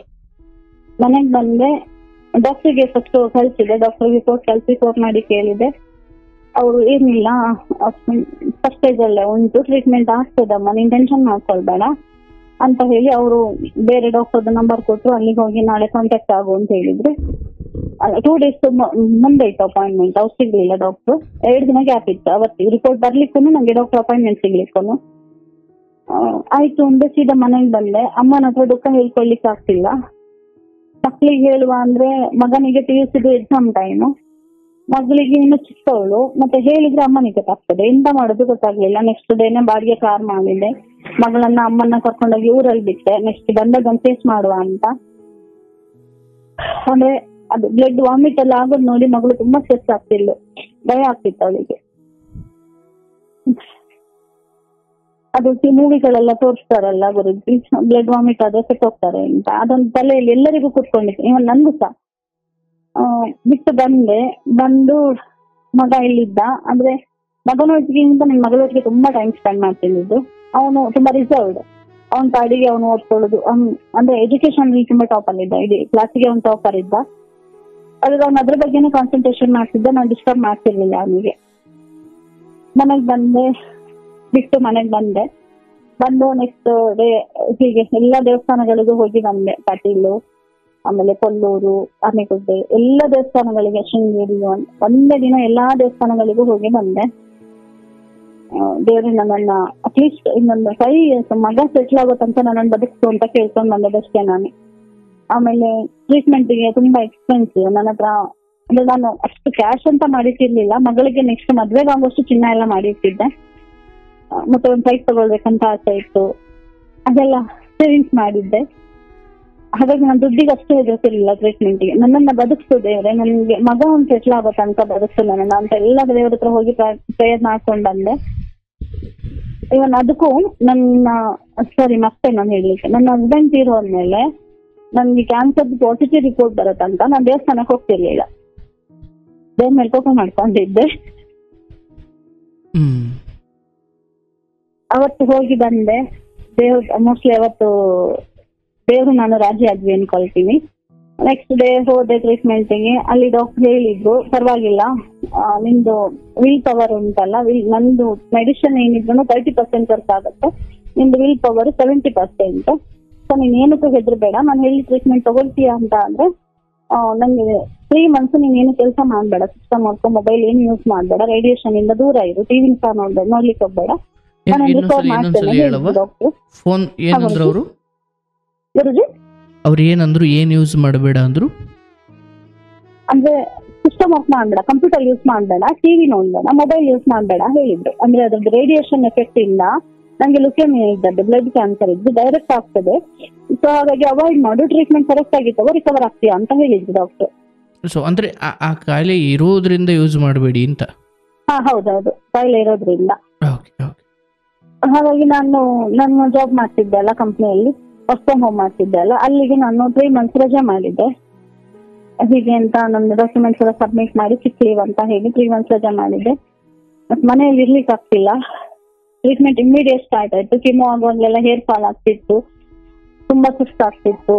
ಆಗ ಮಗನ ಎಕ್ಸಾಮ್ ಮುಗಿತು, ಮಗನ ಅಕ್ಕನ ಮನೆ ಕಳ್ಸಿದ್ದೆ. ನಾನು ಒಬ್ಳೇ ಇದ್ದೆ ಗುರುಜಿ ಮನೆಯಲ್ಲಿ. ಅಂದ್ರೆ ನನ್ಗೆ ಅಷ್ಟು ಹೇರ್ ಫಾಲ್ ಆದಾಗ ಎಷ್ಟೇ ಆದ್ರೂ ಹೆಣ್ಮಕ್ಳಿಗೆ ಕೂದಲೆಲ್ಲ ಲಕ್ಷಣ ಅಲ್ಲ. ನನ್ನ ಆಸ್ತಿಯಲ್ಲಿ ಮಗ ನೋಡಿದ್ರೆ ಅವ್ನ ಎಜುಕೇಶನ್ ಎಲ್ಲಿ ಮನ್ಸಿಗೆ ತಗೊಳ್ತಾನೋ ಏನೋ, ಹಾಗೆಲ್ಲ ನನ್ಗೆ ಆಕ್ಚುಲಿ ಕಷ್ಟ ತೋರಿಸಿ ಬಾಳಿಸ್ಬೇಕು, ಮಕ್ಕಳನ್ನ ಸಾಕ್ಬೇಕು, ಕಷ್ಟ ತೋರಿಸಿ ಸಾಕ್ಬೇಕು. ನನ್ಗೆ ನನ್ ಕಷ್ಟ ನೋಡಿ ಅವರೆಲ್ಲಿ ನಂಬ್ಕೊಳ್ತಾರೇನೋ ಅಂತ ಹಾಗ ಅನ್ಕೊಂಡು ಮಗನನ್ನ ಸಾಕಾಯಿಸಿದ್ದೆ. ನಾನು ಒಬ್ಳೇ ಇದ್ದೆ. ಬಟ್ ನನ್ಗೆ ಸತ್ಯವಾಗ್ಲೂ ನಂಗೆ ಅಕ್ಕಪಕ್ಕದವರು, ಪರಿಚಯದವರು ತುಂಬಾ ಹೆಲ್ಪ್ ಮಾಡಿದ್ರು. ನನ್ನ ಫ್ರೆಂಡ್ಸ್ ಹಾಸ್ಪಿಟ್ಲಿಗೆ ಕರ್ಕೊಂಡು ಹೋಗ್ತಿದ್ರು, ಬರ್ತಾ ಇದ್ರು. ಆಮೇಲೆ ನನ್ಗೆ ಏನ್ ಬೇಕು ಅಂದ್ರು, ನನ್ನ ಒಂದು ಇಂಥದ್ದು ಬೇಕು ಅಂತ ನಾನು ಮೆಸೇಜ್ ಮಾಡಿದ್ರೆ, ಫೋನಲ್ಲಿ ಜಾಸ್ತಿ ಮಾತಾಡೋಗಿರ್ಲಿಲ್ಲ, ಮಾತಾಡಿದ್ರೆ ಕಿವಿಗೆ ಇಟ್ಕೊಳ್ಬೇಕಂತ ಹೇಳಿ ಮೆಸೇಜ್ ಮಾಡ್ತಿದ್ದೆ ಅಂಗಡಿಯವರಿಗೆ. ಅವ್ರ ಪಾಪ ಮನೆಗೆ ತಂದು ಬೆಲ್ ಮಾಡಿ ಇಟ್ಟು ಹೋಗ್ತಿತ್ತು. ಆತರ ತುಂಬಾ ಸಪೋರ್ಟ್ ಮಾಡಿದ್ರು ಗುರುಜಿ ನನ್ಗೆ. ಕೃಷ್ಣ ನಾನು ಕೈ ಬಿಡ್ಲಿಲ್ಲ ಆ ಟೈಮಲ್ಲಿ ಸಹ. ಬೇಗ ರಿಕವರ್ ಆದೆ. 3 ತಿಂಗಳು ಹೇಳಿದ್ರು ಡಾಕ್ಟ್ರು. ನಂದು ಕಿಮೋಥೆರಪಿ ಆಗುವಾಗ 8 ತಿಂಗಳಾಯ್ತು. ಮತ್ತೆ 1 ತಿಂಗಳು ರೆಸ್ಟ್ ಹೇಳಿದ್ರು. ನಂಗೆ ಮನೆಗೆ ಕೂಡ್ಲಿಕ್ಕೆ ಆಗ್ಲಿಲ್ಲ. ಅಷ್ಟೊತ್ತಿಗೆ ಮಗಳದ್ದು ರಜೆ ಮುಗೀತು. ಮಗಳು ಮನೆಗೆ ಬಂದ್ಲು, ಮಗನ್ ಸಹ ಮನೆಗೆ ಕರ್ಕೊಂಡ್ ಬಂದೆ. ಕೇರ್ಫಲ್ ಆಗಿತ್ತು. ಮತ್ ನೋಡಿ ಮಗಳು ಹತ್ಲು. ಮಗ ಸಹ ತುಂಬಾ ಬೇಜಾರ್ ಮಾಡ್ಕೊಂಡ. ಬೇಗ ರಿಕವರ್ ಆದೆ. ಮತ್ತೆ ಗಾಡಿ ತಗೊಂಡು ಮತ್ತೆ ಕಂಪ್ನಿಗೆ ಜಾಯಿನ್ ಆಗ್ಲಿಕ್ಕೆ ಹೇಳಿದೆ. ಅವರು ಗೋವಾ ಟ್ರಾನ್ಸ್ಫರ್ ಹೇಳಿದ್ರು. ಇಲ್ಲಿ ವರ್ಕ್ ಫ್ರಮ್ ಹೋಮ್ ಆಪ್ಷನ್ ಇಲ್ಲ, ಗೋವಾ ಟ್ರಾನ್ಸ್ಫರ್ ಮಾಡ್ತೀವಿ, ಅಲ್ಲಿಗೆ ಹೋಗಿ ಅಂದ್ರು. ಬಟ್ ನಾನು ಇರೋ ಕಂಡೀಷನ್ ಅಲ್ಲಿ ನನ್ಗೆ ಗೋವಾಕ್ ಹೋಗ್ಲಿಕ್ಕೆ ಹೆಲ್ತ್ ಸಪೋರ್ಟ್ ಮಾಡ್ತಿರ್ಲಿಲ್ಲ. ಏನ್ ಕಾರಣಕ್ಕೆ? ಕೆಲ್ಸಕ್ಕೆ. ಅಲ್ಲಿಂದ ಕೋವಿಡ್ ಇರೋ ಕಾರಣದಿಂದ ವರ್ಕ್ ಫ್ರಮ್ ಹೋಮ್ ಆಪ್ಷನ್ ಇತ್ತು. ಈ ಕ್ಯಾನ್ಸರ್ ಅನ್ನೋದ್ರಿಂದ ನೀವು ಬಚಾವ ಅಂದ್ರೆ ಅದು ಈಗೇನಿಲ್ಲ? ಕ್ಯಾನ್ಸರ್ದು ಕಿಮೋಥೆರಪಿ ಎಲ್ಲ ಮುಗೀತು. ಅದ್ರ ಟ್ರೀಟ್ಮೆಂಟ್ ಅಲ್ಲೇ ಇದ್ದೆ ನಾನು. ಟ್ರೀಟ್ಮೆಂಟ್ ಅಂದ್ರೆ ಮೆಡಿಸಿನ್ ಎಲ್ಲ ತಗೊಳ್ತಾ ಇದ್ದೆ, ರೆಗ್ಯುಲರ್ ಚೆಕಪ್ಗೆ ಹೋಗ್ತಿದ್ದೆ. ಕಿಮೋಥೆರಪಿ ಎಲ್ಲ ಮುಗ್ದು ನಾರ್ಮಲ್ ಬಂತು ನನ್ಗೆ. ಮತ್ತೆ ಕೆಲ್ಸಕ್ಕೆ ರಿಸೈನ್ ಆಗ್ತೀನಿ ಅಂತ ಕೇಳಿದ್ರೆ ಅವರು ಗೋವಾಕ್ಕೆ ಈಗ ವರ್ಕ್ ಫ್ರಮ್ ಹೋಮ್ ಆಪ್ಷನ್ ಇಲ್ಲ, ಕೋವಿಡ್ ಅಲ್ಲಿ ಮಾತ್ರ ಆಗಿದ್ದದ್ದು, ಸರಿ ಆಫೀಸಿಗೆ ಬರ್ಬೇಕಾಗತ್ತೆ, ಗೋವಾಕ್ಕೆ ಟ್ರಾನ್ಸ್ಫರ್ ಅಂತ ಹೇಳಿದ್ರು. ನಾನು ರಿಕ್ವೆಸ್ಟ್ ಮಾಡ್ಕೊಂಡೆ, ಇಲ್ಲಿ ಕೊಡಿ ಇಲ್ಲ ಮಂಗ್ಳೂರಲ್ಲಿ ಕೊಡಿ ಹೀಗೆ ಅಲ್ಲ. ಅವರು ಕೇಳಲಿಲ್ಲ, ಇಲ್ಲ ನೀವು ಗೋವಾಕ್ಕೆ ಹೋಗೋದಾದ್ರೆ ಹೋಗಿ, ಇಲ್ಲ ಅಂದ್ರೆ ಬೇಡ ಅಂದ್ರು. ಇಮಿಡಿಯೇಟ್ ರೆಸಿಗ್ನೇಷನ್ ಕೊಟ್ಟೆ ನಾನು. ನಿಮ್ಗೆ ನಂದು ಹೆಲ್ತ್ ಆಮೇಲೆ ಮಕ್ಕಳದ್ದು ಫ್ಯೂಚರ್, ನನ್ನ ಮಕ್ಕಳನ್ನ ಕರ್ಕೊಂಡು ಹೋದ್ರೆ ಪುನಃ ಬೆಂಗಳೂರಲ್ಲಿ ಆದಂಗೆನೆ ಅಲ್ಲಿ ಆದ್ರೆ, ಬೆಂಗಳೂರು ಅಂದ್ರೆ ಅಟ್ಲೀಸ್ಟ್ ಕರ್ನಾಟಕ ಅಲ್ಲ, ಹೇಗೋ ಬಚಾವಾಗಿ ಬರ್ಬೋದು, ಅಲ್ಲ ಆದ್ರೆ ನಂಗೆ ಇನ್ನೂ ಕಷ್ಟ ಆಗ್ತದೆ ಹೇಳಿ ಹೋಗ್ಲಿಲ್ಲ ಗುರುಜಿ. ನಾನು ರಿಸೈನ್ ಮಾಡಿದೆ. ಫಸ್ಟ್ ಟೈಮ್ ನನ್ನ ಜಾತಕ ತಗೊಂಡು ಭಟ್ರ ಹತ್ರ ಹೋದೆ. ಅವರು ಹೇಳಿದ್ರು, ಇಲ್ಲ ನಿಮ್ಗೆ ಇರೋ ಧೈರ್ಯಕ್ಕೆ ನೀನ್ ಬೇಗ ರಿಕವರ್ ಆಗ್ತೀಯಾ, ಏನು ಹೆದರ್ಬೇಡ ಅಂತ ಹೇಳಿ ಅವರೇ ಒಂದ್ ಕಡೆ ಕೆಲಸ ಕೊಡ್ತಿದ್ರು. ಒಳ್ಳೆ ಕಡೆ, ಕಡಿಮೆ ಸಂಬಳ ಆದ್ರೂ ಒಳ್ಳೆ ಕಡೆ ಕೆಲಸ ಕೊಡ್ತಿದ್ರು. ಕೆಲಸ ಮಾಡಿದೆ. ಅದರಲ್ಲಿ ಸಂಬಳ ಕಡಿಮೆ ಆಗ್ತಿದ್ರಿಂದ ಕ್ಯಾಟ್ರಿಂಗ್ ಶುರು ಮಾಡಿದೆ. ಕ್ಯಾಟ್ರಿಂಗ್ ಹೇಳಿದ್ರೆ ಇದು ಏಜ್ ಆದವರಿಗೆಲ್ಲ ಮನೆಗೆ ಫುಡ್ ತಗೊಂಡೋಗಿ ಕೊಡೋದು, ಮನೆಯಲ್ಲೇ ಮಾಡಿ ಆ ತರ ಎಲ್ಲ. ಬಟ್ ನಾನು ಹೆಲ್ಮೆಟ್ ತೆಗಿತಿರ್ಲಿಲ್ಲ, ಹೇರ್ ಫಾಲ್ ಆಗಿತ್ತು. ಹೇರ್ ಫುಲ್ ಬರೋ ತನಕ ಹೆಲ್ಮೆಟ್ ತೆಗಿತಿರ್ಲಿಲ್ಲ. ಹೆಲ್ಮೆಟ್ ಹಾಕೊಂಡೆ ಆಫೀಸ್ ಒಳಗ್ ತನಕ ಹೋಗ್ತಿದ್ದೆ. ಫುಡ್ ಡೆಲಿವರಿ ಕೊಡ್ಲಿಕ್ಕೆಲ್ಲ ಹೆಲ್ಮೆಟ್ ಹಾಕೊಂಡೆ ಹೋಗ್ತಿದ್ದೆ. ಆಗ ಮಗ 17 ಆಯ್ತು. ಮಗ ಅವನ್ ಸಹ ಡೆಲಿವರಿ ಕೊಡ್ಲಿಕ್ಕೆ ಸಪೋರ್ಟ್ ಮಾಡ್ತಿದ್ದ ಗಾಡಿಯಲ್ಲಿ. ರಿಯಲ್ ಇರ್ಲಿಲ್ಲ, ಬಟ್ ಆದ್ರೂ ಅಮ್ಮನಿಗೆ ಕಷ್ಟ ಆಗತ್ತೆ ಅಂತ ಅವನಿಗೆ ಸಪೋರ್ಟ್ ಮಾಡ್ತಿದ್ದ. ಕ್ಯಾಟ್ರಿಂಗ್ ಮಾಡ್ಲಿಕ್ಕೆ ಶುರು ಮಾಡಿದೆ. ಬಾಣಂತಿಗೆ ಮಕ್ಕಳಿಗೆ ಸ್ನಾನ ಮಾಡ್ಲಿಕ್ಕೆ ಶುರು ಮಾಡಿದೆ. ಮತ್ತೆ M.Com ಎಕ್ಸಾಮ್ ಕಟ್ಟಿದೆ. ಫಸ್ಟ್ ಇಯರ್ ಫಿನಿಶ್ ಮಾಡಿದೆ ಕರೆಸ್ಪಾಂಡೆನ್ಸ್ ಅಲ್ಲಿ. ಸೆಕೆಂಡ್ ಇಯರ್ ಕಂಪ್ಲೀಟ್ ಮಾಡುವ ಅನ್ಕೊಂಡ್ರೆ ಮತ್ತೆ ಫೈನಾನ್ಸಿಯಲ್ ಇದು ಸ್ಟಾರ್ಟ್ ಆಯ್ತು, ಬಿಟ್ಟೆ, ಇನ್ಕಂಪ್ಲೀಟ್ ಆಯ್ತದು. ಹಾಗೆ ಕೆಲ್ಸಕ್ಕೆ ಸೇರ್ಕೊಂಡೆ, ಕೆಲಸ ಮಾಡಿದೆ. 3 ವರ್ಷ ಅಲ್ಲಿ ಕೆಲಸ ಮಾಡಿದೆ. ಲೈಫ್ ಮೊದಲಿನ ಸ್ಟೇಜಿಗೆ ಬರ್ಲಿಕ್ಕೆ ಶುರು ಆಯ್ತು. ಪಾರ್ಟ್ ಟೈಮ್ ಅಂತ ಪಿಗ್ನಿ ಕಲೆಕ್ಷನ್ ಶುರು ಮಾಡಿದೆ. ಈಗ 1 ವರ್ಷ ಆಯ್ತು ನಾನು ಸ್ಟಾರ್ಟ್ ಮಾಡಿ. ಸಂಜೆ 5:30 ಮೇಲೆ ಹೋಗ್ತೇನೆ, 8:30 ತನಕ ಕಲೆಕ್ಷನ್ ಮಾಡಿ ಮನೆಗೆ ಬರ್ತೀನಿ. 8:30 ಆದ್ಮೇಲೆ ನಾಳೆ ಬೆಳಿಗ್ಗೆ ಅಡಿಗೆ ರೆಡಿ ಮಾಡ್ಕೊಳ್ತೀನಿ. ಬೆಳಿಗ್ಗೆ 3 ಮನೆಗೆ ಕೊಡ್ತಾ ಇದ್ದೆ ಕೆಲ್ಸಕ್ಕೆ ಹೋಗುವಾಗ. ಈಗ 3 ಮಂತ್ಸ್ ಆಯ್ತು ಕೆಲಸ ಬಿಟ್ಟೆ. ಅಂದ್ರೆ ನಂಗೆ ಪುನಃ ಬ್ಲಡ್ ವಾಮಿಟ್ ಶುರು ಆಯ್ತು ಮೊನ್ನೆ ಅಕ್ಟೋಬರ್ ಅಲ್ಲಿ. ಅದಕ್ಕೆ ಡಾಕ್ಟರ್ ಹೇಳಿದ್ರು ರೇಡಿಯೇಷನ್ ಎಫೆಕ್ಟ್ ಆಗ್ತಾ ಉಂಟಮ್ಮ, ಸೊ ನೀನ್ ಕಂಪ್ಯೂಟರ್ನ ಆದಷ್ಟು ಅವಾಯ್ಡ್ ಮಾಡೋದು ಬೆಟರ್ ಅಂದ್ರು. ರಿಸೈನ್ ಮಾಡಿದೆ ಕೆಲಸನ. ರಿಸೈನ್ ಮಾಡಿ 2 ದಿನ ಡಿಪ್ರೆಸ್ ಆದೆ. ಮುಂದೆ ಏನ್ ಮಾಡೋದು, ಜೀವನ ಹೇಗ್ ನೆಡ್ಸೋದು ಅಂತ. ಬಟ್ ನನ್ಗೆ ನನ್ನ ಫ್ರೆಂಡ್ಸ್ ಎಲ್ಲ ಹೇಳಿದ್ರು, ನೀನ್ ಮರಳುಗಾಡಲ್ಲಿ ಬಿಟ್ಟು ಬರ್ತೀಯಾ, ನಿನ್ಗೆ ಆ ಛಲ ಉಂಟು, ಹೇಗಾದ್ರೂ ದುಡಿತೀಯ ನೀನು. ಅಂದ್ರೆ ಓದಿದೀನಿ, ನನ್ಗೆ ಆ ಕೆಲಸ ಈ ಕೆಲಸ ಅಂತ ಹೇಳ್ತಿಲ್ಲ, ಯಾವ ಕೆಲಸನಾದ್ರೂ ಮಾಡ್ತೇನೆ, ನಿಮ್ಗೆ ಆಗ್ತದೆ ಮಾಡು ಅಂತ. ಸೊ ಆಫೀಸಲ್ಲಿ ಮಾಡ್ತಿದ್ದ ಡಿಸೈನಿಂಗ್ ವರ್ಕ್ ಅನ್ನೇ ಮನೆಯಲ್ಲಿ ಒಂದು ಚಿಕ್ಕ ಕಂಪ್ಯೂಟರ್ ಹಾಕಿ ಪಾರ್ಟ್ ಟೈಮ್ ಅಂತ, ಡೈಲಿ ಅಂದ್ರೆ 8 ಅವರ್ಸ್ ಕಂಟಿನ್ಯೂ ಮಾಡಬೇಡ ಹೇಳಿದ್ರು ಡಾಕ್ಟರ್. ಈಗ 2 ಅವರ್ಸ್ ಮಾಡ್ತೇನೆ. ಬೆಳಿಗ್ಗೆ 3 ಮನೆಗೆ ಅಡಿಗೆ ಕೊಡ್ತಾ ಇದ್ದೆ, ಈಗ 7 ಮನೆಗೆ ಮಾಡಿ ಕೊಡ್ತೇನೆ. ಸಂಜೆ 4:15 ಹೊರಟ್ರೆ 8 ಗಂಟೆ ತನಕ ಪಿಗ್ನಿ ಕಲೆಕ್ಷನ್ ಮಾಡ್ತೇನೆ. ಇವತ್ತು ನಿಮ್ಮ ಹತ್ರ ಮಾತಾಡ್ಬೇಕಂತ 7 ಗಂಟೆಗೆ ಬಂದು 7:20 ಕಂಟಿನ್ಯೂ ಕಾಲ್ ಮಾಡ್ತಿದ್ದೀನಿ, ಬೇರೆಯವ್ರಿಗೆ ಅವಕಾಶ ಕೊಡ್ಬಾರ್ದು ಅಂತ. ಹಲೋ, ಹೇಳುವ. ಹಾ ಗುರುಜಿ, ಕೇಳಿಸ್ತಾ ಇದೆ, ಹೇಳುವ. ಈಗ ಅಂದ್ರೆ ನನ್ಗೆ ಈಗ ಮತ್ತೆ ಒಂದು ಸಮಸ್ಯೆ ಸಿಕ್ಕಾಕೊಂಡಿದ್ದೆ. ಸ್ವಲ್ಪ ಫ್ರೀ ಆದೆ ಅಲ್ಲ, ಮೈಂಡ್ ಫ್ರೀ ಆಯ್ತು, ಮನ್ಸು ಇನ್ನೊಂದ್ ಕಡೆ ಡೈವರ್ಟ್ ಆಯ್ತು. ಸೊ ನಾನು ನಿಮ್ ವಿಡಿಯೋ ಒಂದು 20 days ಇಂದ ಕಾರ್ಯಕ್ರಮ ಕೇಳಿ ಈಗ ಮತ್ತೆ ಸರಿಯಾಗಿದ್ದೀನಿ ಗುರುಜಿ, ಥ್ಯಾಂಕ್ ಯು. ಮಧ್ಯದಲ್ಲಿ ಏನ್ ಸಮಸ್ಯೆ ಆಗಿತ್ತು? ಒಂದು ಪಾರ್ಟ್ ಟೈಮ್ ವರ್ಕಿಗೆ ಹೋಗ್ತಿದ್ದೆ ನಾನು, ಅಂದ್ರೆ ಸ್ಟಾಕ್ ಎಡಿಟಿಂಗಿಗೆ. ಅದು ಹೋಗ್ತಾ ಇತ್ತು ಕಮ್ಮಿ 10 ತಿಂಗಳಾಯ್ತು. ವಾರಕ್ಕೆ 3 ದಿನ 1 hour ವರ್ಕ್ ಅಷ್ಟೇ. ನಾನು ಸಂಜೆ ಹೋಗಿ ಮಾಡಿ ಬರ್ತಿದ್ದೆ. ಪಿಗ್ನಿ ಕಲೆಕ್ಷನ್ ಬೇಗ ಮುಗಿಸಿ ಅವತ್ತಿನ ಶೆಡ್ಯೂಲ್ ಅಲ್ಲಿ ಹೋಗಿ ಬರ್ತಿದ್ದೆ, ಇಲ್ಲಾಂದ್ರೆ 8-9 ಹೀಗೆ ಮಾಡಿ ಬರ್ತಿದ್ದೆ. ತುಂಬಾ ಒಳ್ಳೆ ಮನುಷ್ಯ ಅವರು, ಮ್ಯಾರೇಜ್ ಪರ್ಸನ್. ಮದ್ವೆ ಆಗಿ 15 ವರ್ಷ ಆಗಿತ್ತು, ಮಕ್ಕಳಾಗಿಲ್ಲ ಅವರಿಗೆ. ತುಂಬಾ ಅಂದ್ರೆ ತುಂಬಾ ಒಳ್ಳೆ ಮನುಷ್ಯ. ನಾನು ಇಷ್ಟು ವರ್ಷ ನೋಡಿದ್ದ ಗಂಡಸ್ರನ್ನ ನೋಡಿದ್ದೆ ಬೇರೆ ತರದಲ್ಲಿ.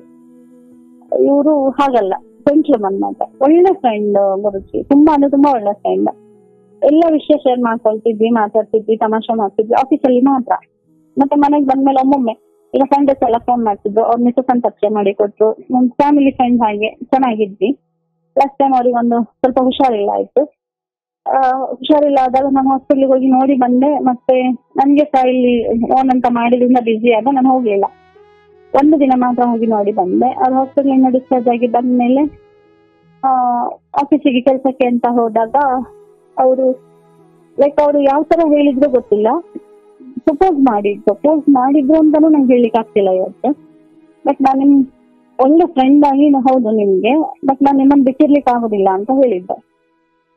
ಯಾವ ತರ ಕೇಳಿದೆ ಗೊತ್ತಿಲ್ಲ, ನಾನು ಬೇರೆ ದೃಷ್ಟಿಯಲ್ಲಿ ನಿಮ್ಮನ್ನ ನೋಡೋದಿಲ್ಲ, ಬಟ್ ಫ್ರೆಂಡ್ ಹೌದು, ನಿಮ್ಮನ್ನ ತುಂಬಾ ಮಿಸ್ ಮಾಡ್ಕೊಂಡೆ ನಾವು ಹಾಸ್ಪಿಟಲ್ ಅಲ್ಲಿ ಅಂತ. ನನ್ಗೆ ಅಲ್ಲಿ ತನಕ ಅವ್ರನ್ನ ನೋಡಿದ ದೃಷ್ಟಿಗನು ನೆಕ್ಸ್ಟ್ ಡೇ ಇಂದ ಅವ್ರನ್ನ ನೋಡೋದಕ್ಕೂ ಅಂದ್ರೆ ಮೊದ್ಲಿನಷ್ಟು ಒಳ್ಳೆ ಒಪಿನಿಯನ್ ಬರ್ತಿರ್ಲಿಲ್ಲ. ನೆಕ್ಸ್ಟ್ ಇಷ್ಟೆಲ್ಲ ಸ್ಟ್ರಗಲ್ ಮಾಡಿದ್ದಕ್ಕೆ, ನಾನು ಸ್ಟ್ರಗಲ್ ಮಾಡಿದ್ದನ್ನ ಫುಲ್ ನಿಮ್ಗೆ ಹೇಳಲಿಲ್ಲ ನಾನೀಗ, ತುಂಬಾ ಟೈಮ್ ತಗೊಳ್ತದೆ ಅಂತ. ತುಂಬಾ ಜನ ಹರಾಸ್ಮೆಂಟ್ ಮಾಡಿದ್ದಾರೆ, ಅದಕ್ಕೋ ಏನೋ ಗೊತ್ತಿಲ್ಲ. ನಾನು ಸರಿಯಾಗಿ ರೆಸ್ಪಾಂಡ್ ಮಾಡ್ಲಿಲ್ಲ, ಹೋಗ್ಲಿಲ್ಲ, ಮಾತಾಡಿಸಿಲ್ಲ, ಏನಿಲ್ಲ. ಕೆಲ್ಸಕ್ಕೆ ನಾನಿಲ್ಲ, ನನ್ ಕೆಲಸ ಮಾಡಕ್ ಆಗಲ್ಲ ಅಂತ ಹೇಳಿದೆ. ಒಂದಿನ ಅವ್ರ ಮಿಸ್ಸಸ್ ಫೋನ್ ಮಾಡಿ, ಈ ಟೈಮಲ್ಲಿ ನೀವು ಅವ್ರಿಗೆ ಸಪೋರ್ಟ್ ಮಾಡದೇ ಇದ್ರೆ ಕಷ್ಟ ಆಗುತ್ತೆ, ಅವ್ರಿಗೆ ಹುಷಾರಿಲ್ಲ ಅಲ್ಲ ಅಂತ ಹೇಳಿದ್ರು. ಸರಿ ಅಂತ ನಾನು ಹೋದೆ. ಈಗ ಮತ್ತೆ ಕೆಲ್ಸಕ್ಕೆ ಹೋಗ್ಲಿಕ್ಕೆ ಶುರು ಮಾಡಿದೆ. ಅವ್ರು ನನ್ನ ಹತ್ರ ಸರಿಯಾಗಿ ಮಾತಾಡ್ತಿರ್ಲಿಲ್ಲ, ನಂಗೆ ಬೇಜಾರಾಗ್ತಾ ಇತ್ತು. ಆಗ ನಾನೇ ಕ್ವಶನ್ ಮಾಡ್ಕೊಂಡೆ, ಹೌದು ನಾನು ಇಷ್ಟಪಡ್ತಾ ಇದ್ದೇನೆ ಅವರನ್ನ ಅಂತ. ಒಂದಿನ ಕುತ್ಕೊಂಡು ಅರ್ಧ ದಿನ ಕುತ್ಕೊಂಡು ಅವರು ನಾನು ಮಾತಾಡಿದ್ವಿ ಆಫೀಸಲ್ಲಿ. ನಿಮ್ದು ವಿಡಿಯೋಸ್ ತುಂಬಾ ಕೇಳಿ ನಾನೊಂದು ಕನ್ಕ್ಲೂಷನ್ ಬಂದಿದ್ದೆ. ಇದು ರಿಲೇಶನ್ಶಿಪ್ ಯಾವ ತರ ಅಂತ ಒಂದು ಡಿಸೈಡ್ ಮಾಡ್ಕೊಂಡು, ಇನ್ ಕೇಸ್ ಅದೇನಾದ್ರೂ ಲವ್ ಆಗಿದ್ರೆ ಅಥವಾ ಅವ್ರ ಹೆಂಡತಿಗೆ ಮೋಸ ಮಾಡೋ ತರದ್ದೇನಾದ್ರೂ ಅವ್ರ ಮನ್ಸಲ್ಲಿ ಇದ್ರೆ, ಆ ರಿಲೇಶನ್ಶಿಪ್ ಅನ್ನಾಗ್ಲಿ ಆ ಫ್ರೆಂಡ್ಶಿಪ್ ಅನ್ನಾಗ್ಲಿ ಕಷ್ಟ ಆದ್ರೂ ಪರವಾಗಿಲ್ಲ, ನಾನು ಬಿಟ್ಟು ಬಿಡ್ಬೇಕು ಅಂತ ಯೋಚನೆ ಮಾಡ್ಕೊಂಡು ಡಿಸೈಡ್ ಮಾಡ್ಕೊಂಡು ಹೋಗಿದ್ದೆ. ಅರ್ಧ ದಿನ ಕುತ್ಕೊಂಡು ಡಿಸ್ಕಸ್ ಮಾಡಿದ್ವಿ. ಅವರು ತುಂಬಾ ರೆಸ್ಪಾನ್ಸಿಬಲ್ ಇರೋರು, ನನ್ಗೂ ಮನೆ ಇದೆ, ನನ್ಗೂ ರೆಸ್ಪಾನ್ಸಿಬಿಲಿಟಿ ಇದೆ, ನಾನು ಸೊಸೈಟಿಯಲ್ಲಿ ಒಳ್ಳೆ ಹೆಸರು ಮಾಡಿದ್ದೇನೆ, ದುಡ್ಡಿಗಿಂತ ಹೆಸರು ಮಾಡಿದ್ದೀನಿ, ಒಳ್ಳೆ ಹುಡುಗಿ ಅಂತ. ಕೆಡ್ಸ್ಕೊಳ್ಲಿಕ್ಕೆ ನಂಗೆ ಸಹ ಇಷ್ಟ ಇಲ್ಲ, ಅವ್ರಿಗೆ ಸಹ ಇಷ್ಟ ಇಲ್ಲ. ಸೊ ಅಷ್ಟು ಅರ್ಧ ದಿನ ಡಿಸ್ಕಸ್ ಮಾಡಿದ್ಮೇಲೆ ಅನ್ನಿಸ್ತು, ಹೌದು ನಮ್ದು ಜೆನ್ಯೂನ್ ಫ್ರೆಂಡ್ಶಿಪ್ ಅಂತ. ಸೊ ಈಗ ನಾನು ಹೇಳಿದೆ, ತುಂಬಾ ಹಚ್ಕೊಂಡ್ರೆ ಕಷ್ಟ ಆಗ್ತದೆ ಇಬ್ರಿಗೂ ಸಹ, ಹಾಗಾಗಿ ಕಮ್ಮಿ ಮಾಡುವ, ಹಾಗಂತ ಬಿಡಿಸ್ತಾ ಬೇಡ ಅಂದ್ರೆ ಕೆಲ್ಸದ ವಿಷಯದಲ್ಲೆಲ್ಲ ಬಿಡೋದು ಬೇಡ ಅಂತ. ಈಗ ನಾನು ಹೋಗ್ತೇನೆ, ಕೆಲಸ ಮಾಡ್ತೇನೆ, ಬರ್ತಾನೆ ಅಷ್ಟೇ. ಮತ್ತೆ ಫೋನ್ ಎಲ್ಲ ಏನು ಮಾಡೋದಿಲ್ಲ, ಅವ್ರು ಸಹ ಮಾಡೋದಿಲ್ಲ, ನಾನು ಸಹ ಮಾಡೋದಿಲ್ಲ. ಇದು ನಂದು ಈ ಮನ್ಸಿಗೆ ಕಂಟ್ರೋಲ್ ಬರ್ಲಿಕ್ಕೆ ಕಾರಣ ನಿಮ್ದು ವಿಡಿಯೋಸ್, ನಿಮ್ದು ಕಾರ್ಯಕ್ರಮ ಬರುತ್ತೆ. ಇಲ್ಲಾಂದ್ರೆ ಮೋಸ್ಟ್ಲಿ ಅಷ್ಟೊಂದು ಅಂದ್ರೆ ಎಂತ ಹೇಳ್ತಾರೆ, ಮೆಚೂರ್ ಡಿಸಿಷನ್ ಅನ್ನ ತಗೊಳ್ತಿರ್ಲಿಲ್ಲ ಅನ್ಸುತ್ತೆ. ಥ್ಯಾಂಕ್ ಯು ಗುರುಜಿ. ನನ್ನ ಲೈಫಿನ 3ನೇ ತಪ್ಪಾಗೋದನ್ನ ತಪ್ಪಿಸಿದ್ರಿ ನೀವು. ಅಯ್ಯೋ ಹಾಗೇನಿಲ್ಲ, ಮೋಸ್ಟ್ಲಿ ಕೃಷ್ಣ ನಿಮ್ಮ ಅವತಾರದಲ್ಲೇ ಬಂದಿರ್ಬೇಕು. ನನ್ ಮಗ ಈಗ ಇಂಜಿನಿಯರಿಂಗ್ ಓದ್ತಿದ್ದಾನೆ, ಮಗಳು PUC ಮಾಡ್ತಿದ್ದಾಳೆ. ಒಂಥರ ಖುಷಿ ಸಂಸಾರನೇ ಗುರುಜಿ ನಂದೀಗ. ನನ್ ಮಗಳು ಈಗ ಇಲ್ಲಿ, ನೀವು ನೆನ್ನೆ ಸಹ ಹೇಳಿದ್ದು ನಂಗೆ ಇಷ್ಟು ವರ್ಷ ಆಯ್ತು ಅಪ್ಪ ಬೇಕು ಅಂತ ಅನ್ಸಿಲ್ಲ, ಅಪ್ಪ ನೆನ್ಪಾಗ್ಲಿಲ್ಲ ಅಮ್ಮ, ನೀನೇ ನನ್ಗೆ ಅಪ್ಪ ಅಮ್ಮ 2 ಸಹ ಅಂತ. ಕೇಳುವಾಗ ಹೆಮ್ಮೆ ಆಗ್ತದೆ ನನ್ ಬಗ್ಗೆ ನಂಗೆ. ಬಟ್ ತಪ್ಪು ತುಂಬಾ ಮಾಡಿದ್ದೇನೆ, ಇಲ್ಲ ಅಂತ ಅಲ್ಲ, ಗೊತ್ತಿಲ್ಲ ಸರಿ ಮಾಡ್ಕೊಂಡಿದ್ದೇನೋ ಏನು ಅಂತ ಗೊತ್ತಿಲ್ಲ. ಇರ್ಲಿ ತಾಯಿ, ಈಗ ನಿಮ್ಮ ಕತೆ ಕೇಳಿದಾಗ ನಂಗೆ ಕೇಳಿಸ್ತಾ ಇಲ್ಲ ಗುರುಜಿ. ನನ್ನ ಧ್ವನಿ ಕೇಳ್ತಾ ಇಲ್ವಾ? ಹಾ ಈಗ ಕೇಳ್ತಾ ಉಂಟು. ಕೇಳಿಸ್ತಾ ಇದೆಯಾ? ಹಾ ತುಂಬಾ ಅಂದ್ರೆ ಎಲ್ಲ ಕೇಳ್ತಾ ಉಂಟು. ಜೋರ ಕೇಳ್ತಿಲ್ವಾ? ಹಾ ಕೇಳಿಸ್ತಾ, ಪರವಾಗಿಲ್ಲ ಹೇಳಿ ಗುರುಜಿ. ಕೇಳಿಸ್ತಾ ಇದೆಯಾ? ಹಾ ಕೇಳಿಸ್ತಿದೆ. ಏನಂದ್ರೆ ಈಗ ಬಿಡಿ, ಈಗ ಅದು ಒಂದು ಭಾವನೆ ಬಂತು, ಅದೊಂದು ಸರಿ ಮಾಡ್ಕೊಂಡ್ರಿ. ಭಾವನೆ ಯಾರಿಗೆ ಬರಲ್ಲವ? ಎಲ್ಲ ಮದುವೆ ಆಗ 5 ಮಕ್ಕಳಿದ್ರು ಕೂಡ ಇನ್ಯಾರ್ದೋ ಮೇಲೆ ಒಂದು ಭಾವನೆ ಬರುತ್ತೆ. ಬಟ್ ವಿಷಯ ಇರುವುದು ನಾವು ಅದನ್ನು ಕಾರ್ಯರೂಪಕ್ಕೆ ತಂದವೋ ಇಲ್ವೋ ಅಂತ. ಬರುತ್ತೆ ಭಾವನೆ, ನಿಮಗಲ್ಲ ನಿಮ್ಮ ಮಕ್ಕಳಿಗೂ ಬಂದಿರುತ್ತೆ, ಅವ್ರು ಹೇಳ್ಕೊಂಡಿಲ್ಲ ಅಷ್ಟೇ. ಅಂತಿಮವಾಗಿ ಯಾವುದೋ ಒಂದು ದೇಶ ಇನ್ನೊಂದು ದೇಶದ ಮೇಲೆ ಅಣು ಬಾಂಬ್ ಹಾಕಬೇಕು ಅಂತ ಕನಸಲ್ಲೂ ಬಂದಿಲ್ವಾ? ಬಂದಿದೆ, ಹಾಕಿಲ್ಲ ಅಷ್ಟೇ. ಅಂದ್ರೆ ವಿಷಯ, ನನ್ನ ಆಲೋಚನೆಗಳು ನನ್ನಲ್ಲಿ ಏನು ಉದ್ಭವಿಸ್ತಾ ಇದ್ದಾವೆ ಅವು ನಮ್ಮ ಸುತ್ತಮುತ್ತ ನಡೀತಾ ಇರೋ ವಿಚಾರಗಳನ್ನು ನಾವು ನೋಡ್ತಾ ಇದ್ದೀವಿ. ನಮ್ಮ ಇಂದ್ರಿಯಗಳ ಕಾರಣದಿಂದ ಅಥವಾ ನಮ್ಮ ಸುತ್ತಮುತ್ತಲಿನ ಜನರು ಏನೋ ಒಂದೊಳ್ಳೆ ಬದುಕುತ್ತಾ ಇದ್ದಾರೆ, ಅಥವಾ ಎಂಥದ್ದೇ ನೋವಿನಲ್ಲಿರುವ ಮನಸ್ಸಾಗಲಿ ಅವ, ಯಾವುದೋ ಒಂದು ಕಡೆಯಿಂದ ಪ್ರೀತಿ ಸಿಗುತ್ತೆ ಅಂದರೆ ಯಾರು ಬೇಡ ಅಂತಾರೆ? ಆದರೆ ಹಾಗೆ ಪ್ರೀತಿ ಸಿಗ್ತಾ ಇದೆ ಎಂದು ಮಾತ್ರಕ್ಕೆ ಅದನ್ನು ಹೆಂಗೆ ಬೇಕಂಗೆ ಸ್ವೀಕಾರ ಮಾಡಲಿಕ್ಕೆ ಆಗಲ್ಲ. ಈಗ ನೋಡಿ, ಅಲ್ಲಿ 500 ರೂಪಾಯಿ ಬಿದ್ದಿದೆ, ಅದು ಬಿದ್ದಿದೆ ಹೌದು, ಬಟ್ ನಮ್ಮದೋ ಅಥವಾ ಬೇರೆಯವ್ರದ್ದು ಅನ್ನೋ ಧರ್ಮ ಅಧರ್ಮವನ್ನು ನಿರ್ಧಾರ ಮಾಡುತ್ತೆ, ಹೌದಲ್ಲ? ಅಯ್ಯೋ ಕೊಡೋರು ಅವ್ರೆ ಅಂತ ಸುಮ್ಮನೆ ಇಸ್ಕೊಳಕ್ಕಾಗಲ್ಲ. ಅಯ್ಯೋ ಒಂದು ದಿವಸ ಹಸ್ಕೊಂಡು ಮಲ್ಕೊಂಡ್ರು ಪರವಾಗಿಲ್ಲಪ್ಪ, ನಾನು ನನ್ನದಲ್ಲದಕ್ಕೆ ನಾನು ಆಸೆ ಪಡಬಾರ್ದು ಅಂದರೆ ನೋಡಿ, ಹಾಗೆ ಸ್ವಲ್ಪ ನನಗೆ ಬೇಡ ಅಂತ ಹೇಳಿದ್ರಿಂದ ಸ್ವಲ್ಪ ಹಸ್ಕೊಂಡು ಮಲ್ಕೊಳ್ಬೋದು, ಆದರೆ ಅವನು ಭಯದಲ್ಲಿ ಮಲಗಲ್ಲ. ಹಸ್ಕೊಂಡು ಮಲಗೋದು ಹೌದು, ಆದರೆ ಭಯದಲ್ಲಿ ಮಲಗಲ್ಲ. ಹಾಗೆ ಈ ವಿಚಾರದಲ್ಲಿ ನೀನು ಮುಂದುವರೆದು ನಿನ್ನದಲ್ಲದ್ದಕ್ಕೆ ನೀನು ಆಸೆ ಪಟ್ಟಿದ್ರೆ ಬಹುಶಃ ಆಗ ನಿನಗೆ ಹೊಟ್ಟೆ ತುಂಬಿರ್ತಿತ್ತೇನೋ, ಆದರೆ ಭಯದಲ್ಲಿ ಮಲಗ್ತಾ ಇದ್ದೆ ನೀನು. ಹಾಗಾಗಿ ಈ ಸಮಯದಲ್ಲಿ ನೀವು ತೆಗೆದುಕೊಂಡ ನಿರ್ಧಾರ ಅದು ಶ್ರೇಷ್ಠವಾದುದು, ಅದು ಬಿಡವ. ಆದರೆ ನಾನು ನಿಜಕ್ಕೂ ಹೇಳಬೇಕಾಗಿರೋದು, ಏನು ಅದ್ಭುತವಾದಂತಹ ಜೀವನ ಅನುಭವ ನಿನ್ನದು, ಜೀವನ ಯಾನ, ಏನು ಪ್ರಯಾಣ ಇದು. 16 ವರ್ಷದಲ್ಲಿ ಹೌದು, ಅಲ್ಲಿ ನೀನು ಮಾಡಿದ ಯೋಗ್ಯವಾದದ್ದು ಖಂಡಿತ ಅಲ್ಲ, ಆ ವಿಚಾರದಲ್ಲಿ ನೀನು ಮಾದರಿ ಅಲ್ಲ. ಆದರೆ ಅಲ್ಲಿಂದೀಚೆಗೆ ಸರಿ, ನಾನು ತೆಗೆದುಕೊಂಡ ನಿರ್ಧಾರದಿಂದ ಬಂದ ಒಳಿತು ಕೆಡುಕುಗಳಿಗೆ ನಾನೇ ಜವಾಬ್ದಾರಳು. ಹಾಗಾಗಿ ಅಯ್ಯೋ ನನ್ನ ಬದುಕು ಹಿಂಗಾಯಿತು ಅಂತ ಹೋಗ್ತಾ ಅವ್ರ ಮನೇಲಿ ನೀನು ಕೂತ್ಕೊಳ್ಳಿಲ್ಲ. ಸರಿ, ನನ್ನಿಂದ ತಪ್ಪಾಯಿತು, ವಿಧಿ ಗಂಡನನ್ನು ಕಿತ್ಕೊಳ್ತು, ಈಗ ಮಕ್ಕಳಿದ್ದಾವೆ, ಆ ಮಕ್ಕಳಿಗೋಸ್ಕರ ನಾನು, ಯಾಕಂದರೆ ಈ ಲೋಕದಲ್ಲಿ ಅತ್ಯಂತ ಡಿಮ್ಯಾಂಡ್ ಇರೋ ವಸ್ತು ಅಂದರೆ ಹೆಣ್ಣಿನ ಶೀಲ ಅಂತೆ. ಅವಳು ಮನಸ್ಸು ಮಾಡಿದ್ರೆ ಅವಳ ಶೀಲದ ಮೂಲಕ ಅಥವಾ ಅವಳ ದೇಹದ ಮೂಲಕ ಅವಳು ಕೋಟಿ ಕೋಟಿ ಸಂಪಾದಿಸಬಹುದಂತೆ. ಆದರೆ ಹಾಗೆ ಕೋಟಿ ಸಂಪಾದಿಸಿದ ಹೆಣ್ಣು ತುಂಬ ಗೌರವಾನ್ವಿತವಾಗಿ ಬದುಕ್ತಾಳೆ ಅಂತ ಏನಿಲ್ಲ. ಅವಳ ದೇಹ ಮುಪ್ಪಾದ ಮೇಲೆ ಬೀದಿ ನಾಯಿಗಿಂತ ಕಡೆಯಾಗಿ ನೋಡುತ್ತೆ ಈ ಸಮಾಜ. ಯಾಕಂದ್ರೆ ಅವಳ ಸೌಂದರ್ಯದಿಂದ ಅವಳು ಬದುಕ್ತೀನಿ ಅಂತ ಹೊರಟ್ಲು, ಆ ಸೌಂದರ್ಯ ಎಲ್ಲಿವರೆಗೂ ಒಂಚೂರು ಹೊಳಪಾಗಿ ಇರುತ್ತೆ ಅಲ್ಲಿವರೆಗೂ ಅವಳು ಒಂಚೂರು ಬೆಲೆ. ಒಂದು ಸಮಾಜದಲ್ಲಿ ಇನ್ನೊಂದು ನಮ್ಮ ಆತ್ಮಸಾಕ್ಷಿಗೆ ಅದು ಸರಿ ಅನ್ಸುತ್ತೆ. ಸರಿ ಅನ್ಸೋದು ಅನ್ನಿಸದೇ ಇರೋದು ಅದು ಅವರವರ ವೈಯಕ್ತಿಕ ವಿಚಾರ. ಅದು ಮೂಲ ಒಟ್ಟಾರೆ ಯೂನಿವರ್ಸಲ್ ಆಗಿ ನೋಡಿದ್ರೆ ಅಥವಾ ಒಂದು ವಿಶಾಲವಾಗಿ ನೋಡಿದ್ರೆ ಅದು ಸರಿ ಅಂತ ಹೇಳಲಿಕ್ಕೆ ಅಲ್ಲಿ ಕಾರಣನೇ ಇಲ್ಲ, ಅದು ತಪ್ಪು. ಈಗ ಒಂದು ಹೆಣ್ಣು ತನ್ನ ದೇಹವನ್ನು ಅಥವಾ ತನ್ನ ತನು ಮನ ಎರಡನ್ನು ಗಂಡ ಅನಿಸಿಕೊಂಡವನಿಗೆ ಮೀಸಲಿಟ್ಟಾಗ ಮಾತ್ರ ಅದೊಂದು ಶುದ್ಧ ವ್ಯವಸ್ಥೆ. ಅದನ್ನು ಮೀರಿ ಸಿಕ್ಕಿದವ್ರಿಗೆಲ್ಲ ಕೊಡ್ತಾರೆ ಅಂದರೆ ಆ ಶೀಲಕ್ಕೆ ಅಥವಾ ಆ ಹೆಣ್ಣಿನ ದೇಹ ರೋಗದ ಕಾರ್ಖಾನೆಯಾಗುತ್ತೆ. ಹೌದಲ್ಲ? ಅದು ತಪ್ಪು, ಅದು ಸರಿ ಅನ್ಲಿಕ್ಕೆ. ಇವತ್ತೇನಾಗ್ಬಿಟ್ಟಿದೆ, ಪಾಶ್ಚಾತ್ಯ ಸಂಸ್ಕೃತಿ ಬಂದು ಇವನ ಹೆಂಡತಿಯನ್ನ ಅವನ ಹೆಂಡತಿಯನ್ನ ಇವನು ಈ ಮಟ್ಟಕ್ಕೆ ಬಂದು ನಿಂತುಬಿಟ್ಟಿದೆ. ಆದರೆ ನಿಮ್ಮಂಥ ಹೆಣ್ಣು ಮಕ್ಕಳು, ಹೌದು, ನೀವು ಶಾಲೆಯಲ್ಲಿದ್ದಾಗ ಪ್ರೀತಿ ಮಾಡಿ ಅಪ್ಪ ಅಮ್ಮನ ಕಣ್ಣು ತಪ್ಪಿಸಿ ಅಥವಾ ಅವರಿಗೆ ದುಃಖ ಕೊಟ್ಟರೆ ಸರಿ ಆಯಿತು, ಅಲ್ಲಿ ತಪ್ಪಾಯಿತು, ಅನುಭವಿಸಿದ್ರಿ. ಆದರೆ ಅದರಿಂದ ಆಚೆಗೆ ಒಂಟಿಯಾಗಿದ್ದ ಪರಿಸ್ಥಿತಿಯಲ್ಲಿ ಹೊರಗಡೆ ಪುರುಷರಿಂದ ಬಂದ ಆ ಇನ್ವಿಟೇಷನ್ ಅಥವಾ ಹೊರಗಡೆಯಿಂದ ಪುರುಷರು ನಾನು ಕರೆದಾಗೆಲ್ಲ ಬಾ ನಿನಗೆ 50,000 ಕೊಡ್ತೀನಿ ಅನ್ನೋ ನೀಚರಿಂದ ನೀನು ಹಣಕ್ಕೆ ಆಸೆ ಬಿದ್ದಿದ್ರೆ ಬಹುಶಃ ನೀನು ಶ್ರೀಮಂತಳಾಗ್ತಿದ್ದೋ ಏನೋ, ಆದರೆ ನೀನು ತುಂಬ ದೊಡ್ಡ ರೋಗಕ್ಕೆ ಬಲಿಯಾಗುತ್ತಾ ಇದ್ದೆ. ರೋಗ ಅಂದರೆ ಅದು HIV ಬರಬೇಕು ಅಂತ ಏನಿಲ್ಲ. ನೀನು ನಿನ್ನ ಪಶ್ಚಾತ್ತಾಪ ನಿನ್ನನ್ನು ಕೊಂದು ಬಿಸಾಕಿರೋದು ಇಷ್ಟೊತ್ತಿಗೆ. ಹೌದು ಗುರುಜಿ, ಆ ವಿಷಯದಲ್ಲಿ ನಂಗೆ ತುಂಬಾ ಹೆಮ್ಮೆ ಇದೆ. ನಮ್ಮ ಮನೆಯಲ್ಲಿ ಒಂದು ಸ್ಪೂನ್ ಇಂದ ಹಿಡಿದು ಎಲ್ಲಾ ಐಟಮ್ಗಳನ್ನು ನಾನ್ ಕಷ್ಟಪಟ್ಟು ದುಡ್ದು ತಗೊಂಡಿದ್ದು. ನನ್ನ ಮಕ್ಕಳನ್ನ ಇಷ್ಟು ಸಾಕಿದ್ದೇನೆ ಹೇಳಿದ್ರೆ ನಾನ್ ಕಷ್ಟಪಟ್ಟು ದುಡ್ದದ್ರಲ್ಲಿ ನಾನು ಒಬ್ರ ಹತ್ರ ಸಹಾಯ ತಗೊಳ್ಳಿಲ್ಲ. ಟ್ರೀಟ್ಮೆಂಟ್ ಆಗುವಾಗ ತಗೊಂಡೆ ಅಷ್ಟೇ, ಬಿಟ್ಟು ನಾನು ಬದುಕಲಿಕ್ಕೆ ಊಟ ಮಾಡ್ಲಿಕ್ಕೆ ಅಂತ ಒಬ್ಬರ ಹತ್ರ ಸಹಾಯ ತಗೊಳ್ಳುವುದು ಖಂಡಿತ ಅಪರಾಧವಲ್ಲ. ಆದರೆ ಎಂಥವನು ಕೇಳೋ ಪರಿಸ್ಥಿತಿ. ಅಂತ ಹರಿಶ್ಚಂದ್ರ ಮಹಾರಾಜ ಅವನು ತನ್ನ ಹೆಂಡತಿಯನ್ನು ಅಡ ಇಡೋ ಪರಿಸ್ಥಿತಿ ಬರಲಿಲ್ವಾ? ಬಂತು, ಏನೂ ಮಾಡಲಿಕ್ಕಾಗಲ್ಲ. ಆದರೆ ನನ್ನ ಯಾವುದೋ ಕಾರ್ಯವನ್ನು ಈಡೇರಿಸಿಕೊಳ್ಳೋಕ್ಕೋಸ್ಕರ ಧರ್ಮವನ್ನು ಮೀರಬಾರ್ದು. ಅಂದರೆ ನನ್ನ ಗಂಡನಿಗೆ ಮೀಸಲಿರುವ ನನ್ನ ದೇಹ ಹಣಕ್ಕೋಸ್ಕರ ನಾನು ಪರಪುರುಷನಿಗೆಲ್ಲ ಕೊಟ್ಕೊಂಡು ಕೂತು, ಅದು ಅಧರ್ಮ. ಅದರಿಂದ ನಿಮಗೆ ಹಣ ಸಿಗಬಹುದು, ಆದರೆ ಹಣದ ಜೊತೆ ಒಂದು ಪಾಪಿಯ ಸ್ಥಾನ ಸಿಗುತ್ತೆ. ಪಶ್ಚಾತ್ತಾಪ ಯಾವ ಮಟ್ಟಕ್ಕೆ ನಿಮ್ಮನ್ನು ಕೊಲ್ಲುತ್ತೆ ಅಂದರೆ ಅದಕ್ಕೆ ಯಾವ ಡಾಕ್ಟರ್ ಹತ್ರನೂ ಔಷಧಿ ಇಲ್ಲ. ಆದರೆ ನಿಮ್ಮನ್ನು ಕೆಲವು ವಿಚಾರಗಳಲ್ಲಿ ನೀವು ಮಾದರಿ ಅಲ್ಲ.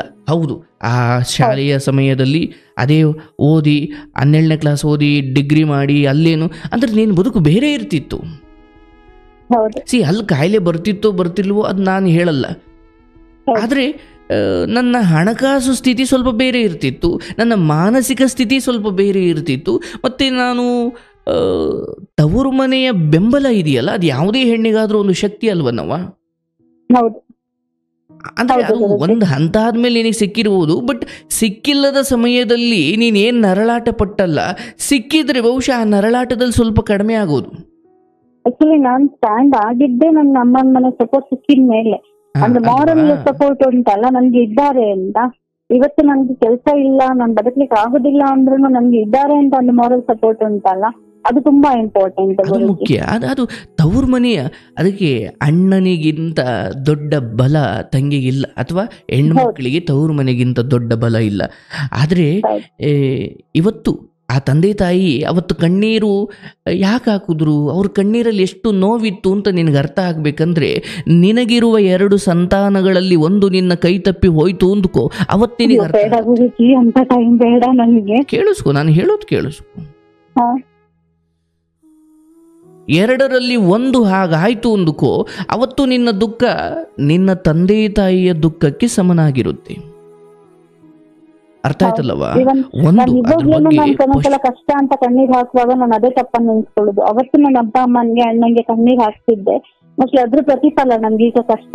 ಅದು ಬಿಟ್ರೆ ಬೇರೆ ಯಾರಿಗೂ ನಾನು ನೋವು ಮಾಡ್ಲಿಲ್ಲ. ಅದೇ ಅವತ್ತಿಂದು ಕಷ್ಟ, ಅವತ್ತಿಂದ ಅವ್ರದ್ದು ಕಣ್ಣೀರು ಉಂಟಲ್ಲ, ಅಪ್ಪ ಅಮ್ಮಂದು ಕಣ್ಣೀರು, ಶಾಪ ಹಾಕೋದು ಹೋಗ್ಲಿ, ಅವ್ರು ಶಾಪ ಹಾಕುದಿಲ್ಲ ಹೆತ್ತವರು, ಅವ್ರದ್ದು ಕಣ್ಣೀರು ಉಂಟಲ್ಲ, ಅದೇ ಜೀವನ ಸಾಯಿಸುವಷ್ಟು ಕಷ್ಟ ಕೊಡುತ್ತೆ. ತೊಟ್ಟಿಲಿನಿಂದ ಚಿಕ್ಕ ಗರ್ಭದಿಂದ ಹೊರಗಡೆ ಬಂದಾಗಲಿಂದ ಹಿಡಿದು 16ನೇ ವಯಸ್ಸಿನವರೆಗೂ ಸಾಕುವ ಸಮಯದಲ್ಲಿ ನಿನಗೆ ಹಾಕುವ ಒಂದೊಂದು ತುತ್ತಿನಲ್ಲೂ ಅವರ ಶ್ರಮವಿತ್ತು. ಅದನ್ನು ನೀನು ಒಮ್ಮೆಲೆ ಯಾರಿಂದಲೂ ಹೋಗಲಿಕ್ಕೆ ಆ 16 ವರ್ಷದ ಶ್ರಮವನ್ನು ನೀನು, ಅವರೇನು ನಿನಗೆ ದುಡ್ದು ಹಾಕು, ನಮ್ಮನ್ನು ಸಾಕು, ನೀನು 16 ವರ್ಷ ಸಾಕಿದ್ದೀವಿ ಅಂತ ಏನು ಕೇಳ್ಕೊಂಡಿರ್ಲಿಲ್ಲ. ಇಲ್ಲ ಗುರುಜಿ, ನಿಜವಾಗ್ಲೂ ನನ್ಗೆ ಇವಾಗ್ಲೂ ನನ್ಗೆ ನಮ್ಮನೆ ತೀರ್ ಹೋಗಿದ್ದು ಅದು ಎಲ್ಲ ನೆನ್ಸ್ಕೊಂಡು ಕಣ್ಣೀರೆಲ್ಲ ಬರ್ತೋಗಿದೆ ಆ ಕಷ್ಟಕ್ಕೆಲ್ಲ. ಬಟ್ ನಾನ್ ಮದ್ವೆ ಆಗಿ ಬಂದಾಗ ನನ್ನ ಅಪ್ಪ ನನ್ನ ಬೇಡ್ಕೊಂಡಿದ್ರಲ್ಲ, ಅದನ್ನ ನೆನೆಸ್ಕೊಂಡ್ರೆ ಮತ್ತೆ ಈಗಲೂ ಸಾಳು ಬರ್ತದೆ ನನ್ಗೆ, ನಾನು ಎಷ್ಟು ದೊಡ್ಡ ತಪ್ಪು ಮಾಡಿದ್ದೆ ಅಂತ. ಅಂದ್ರೆ ಅವರಿಗೆ ಮರ್ಯಾದೆ ಹೋಗಿದ್ದು ಹೋಯ್ತು, ಎಲ್ಲ ಹೋಯ್ತು, ನಂಗೆ ನೀನ್ ಬೇಕು ಬಾ ಅಂತ. ಅದು ನೀನು ಹೇಳಿದಷ್ಟು ಸುಲಭ ಅಲ್ಲ ಅದನ್ನು ಸಹಿಸೋದು. ಅರ್ಥ ಆಯ್ತಲ್ಲ? ಅದನ್ನು ಮೀರಿಯೂ ಇವತ್ತು ನಿನ್ನ ಜೊತೆ ಇದ್ದಾರಲ್ಲ, ಅದು ಅವರ ದೊಡ್ಡ ಗುಣ. ಹೌದು.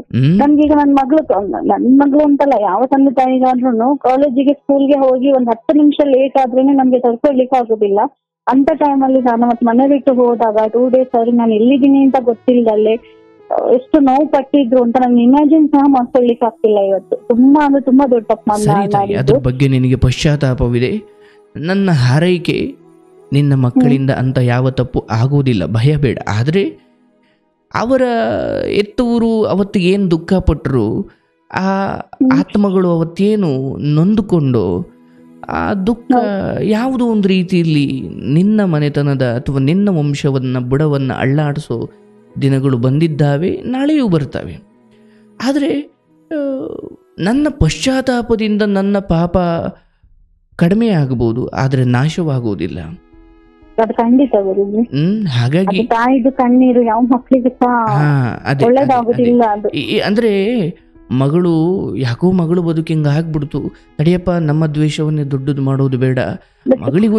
ನನ್ನ ಅಮ್ಮಂಗಾಗ್ಲಿ ಅಣ್ಣಂಗಾಗ್ಲಿ ಅಕ್ಕನ್ಗಾಗ್ಲಿ ಈಗ ಅದ್ರ ಬಗ್ಗೆ ಚೂರು ಫೀಲಿಂಗ್ ಇಲ್ಲ ನನ್ಗೆ. ಅದೇ ಕೆಲವೊಂದ್ಸಲ ನನ್ನ ಕುಗ್ಗೋ ಹಾಗೆ ಮಾಡುತ್ತೆ.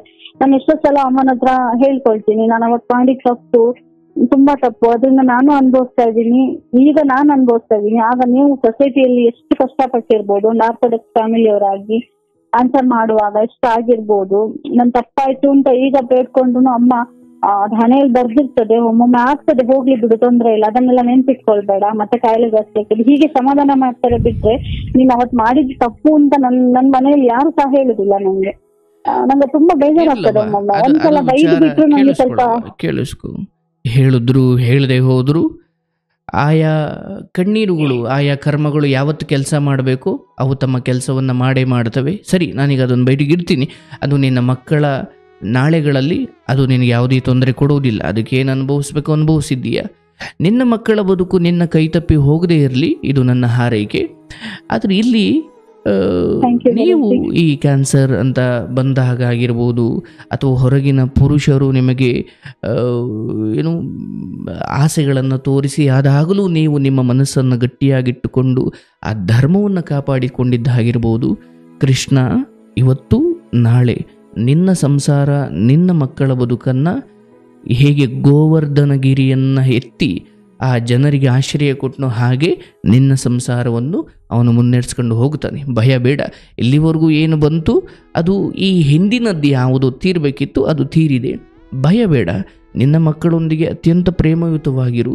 ನಿಮ್ಮ ಆರೋಗ್ಯದ ಕಡೆ, ಸುಧಾರಣೆ ಕೊಟ್ಕೊಳ್ಳೋ ಕಡೆ ಗಮನ ಕೊಡು.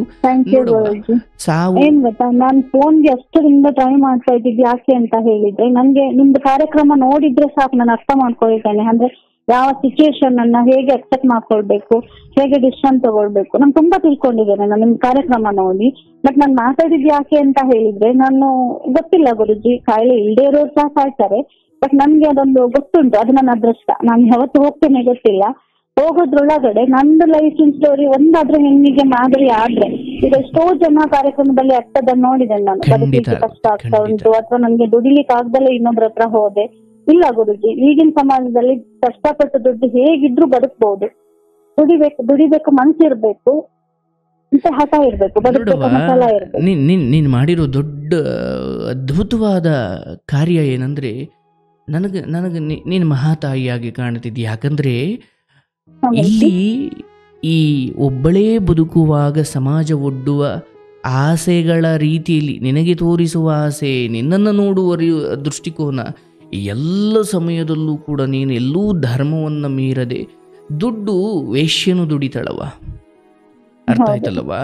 ನಿನ್ನ ಮಕ್ಕಳು ನಾಳೆ ದಿನ ಅಯ್ಯೋ ನನ್ನ ತಾಯಿ ನನ್ನ ತಂದೆ ಹೋದ ಮೇಲೆ ಇಷ್ಟೆಲ್ಲ ಕಷ್ಟಪಟ್ಲು ಅಂತ ಹೇಳಿಕೊಂಡು ಅವರು ನಿನಗೆ ಒಂದು ಗೌರವದಿಂದ ನೋಡಬೇಕು ಅಂದರೆ, ನೀನು ಅವತ್ತು ಚೆನ್ನಾಗಿರೋ ಬದುಕನ್ನು ಬದುಕಿರೋ ಕಾರಣಕ್ಕೆ ಇವತ್ತು ನಿನ್ನ ಜೊತೆ ಗೌರವಾನ್ವಿತವಾಗಿದ್ದಾರೆ. ನೀನು ತಪ್ಪು ದಾರಿಯಲ್ಲಿ ನಿನಗಿಂತ ದೊಡ್ಡ ತಪ್ಪು ದಾರಿಯಲ್ಲಿ ಹೋಗ್ತಾ ಇದ್ರು. ಅಕಸ್ಮಾತ್ ನೀನು ಯಾಕ್ರೋ ಮಕ್ಕಳೇ ಹೆಂಗ್ ಮಾಡ್ತಿದ್ದೀರಾ, ನೀನೇನು ಮಾಡಿದೆ ನನಗೆ ಗೊತ್ತಿಲ್ವಾ ಅಂತಿದ್ರು.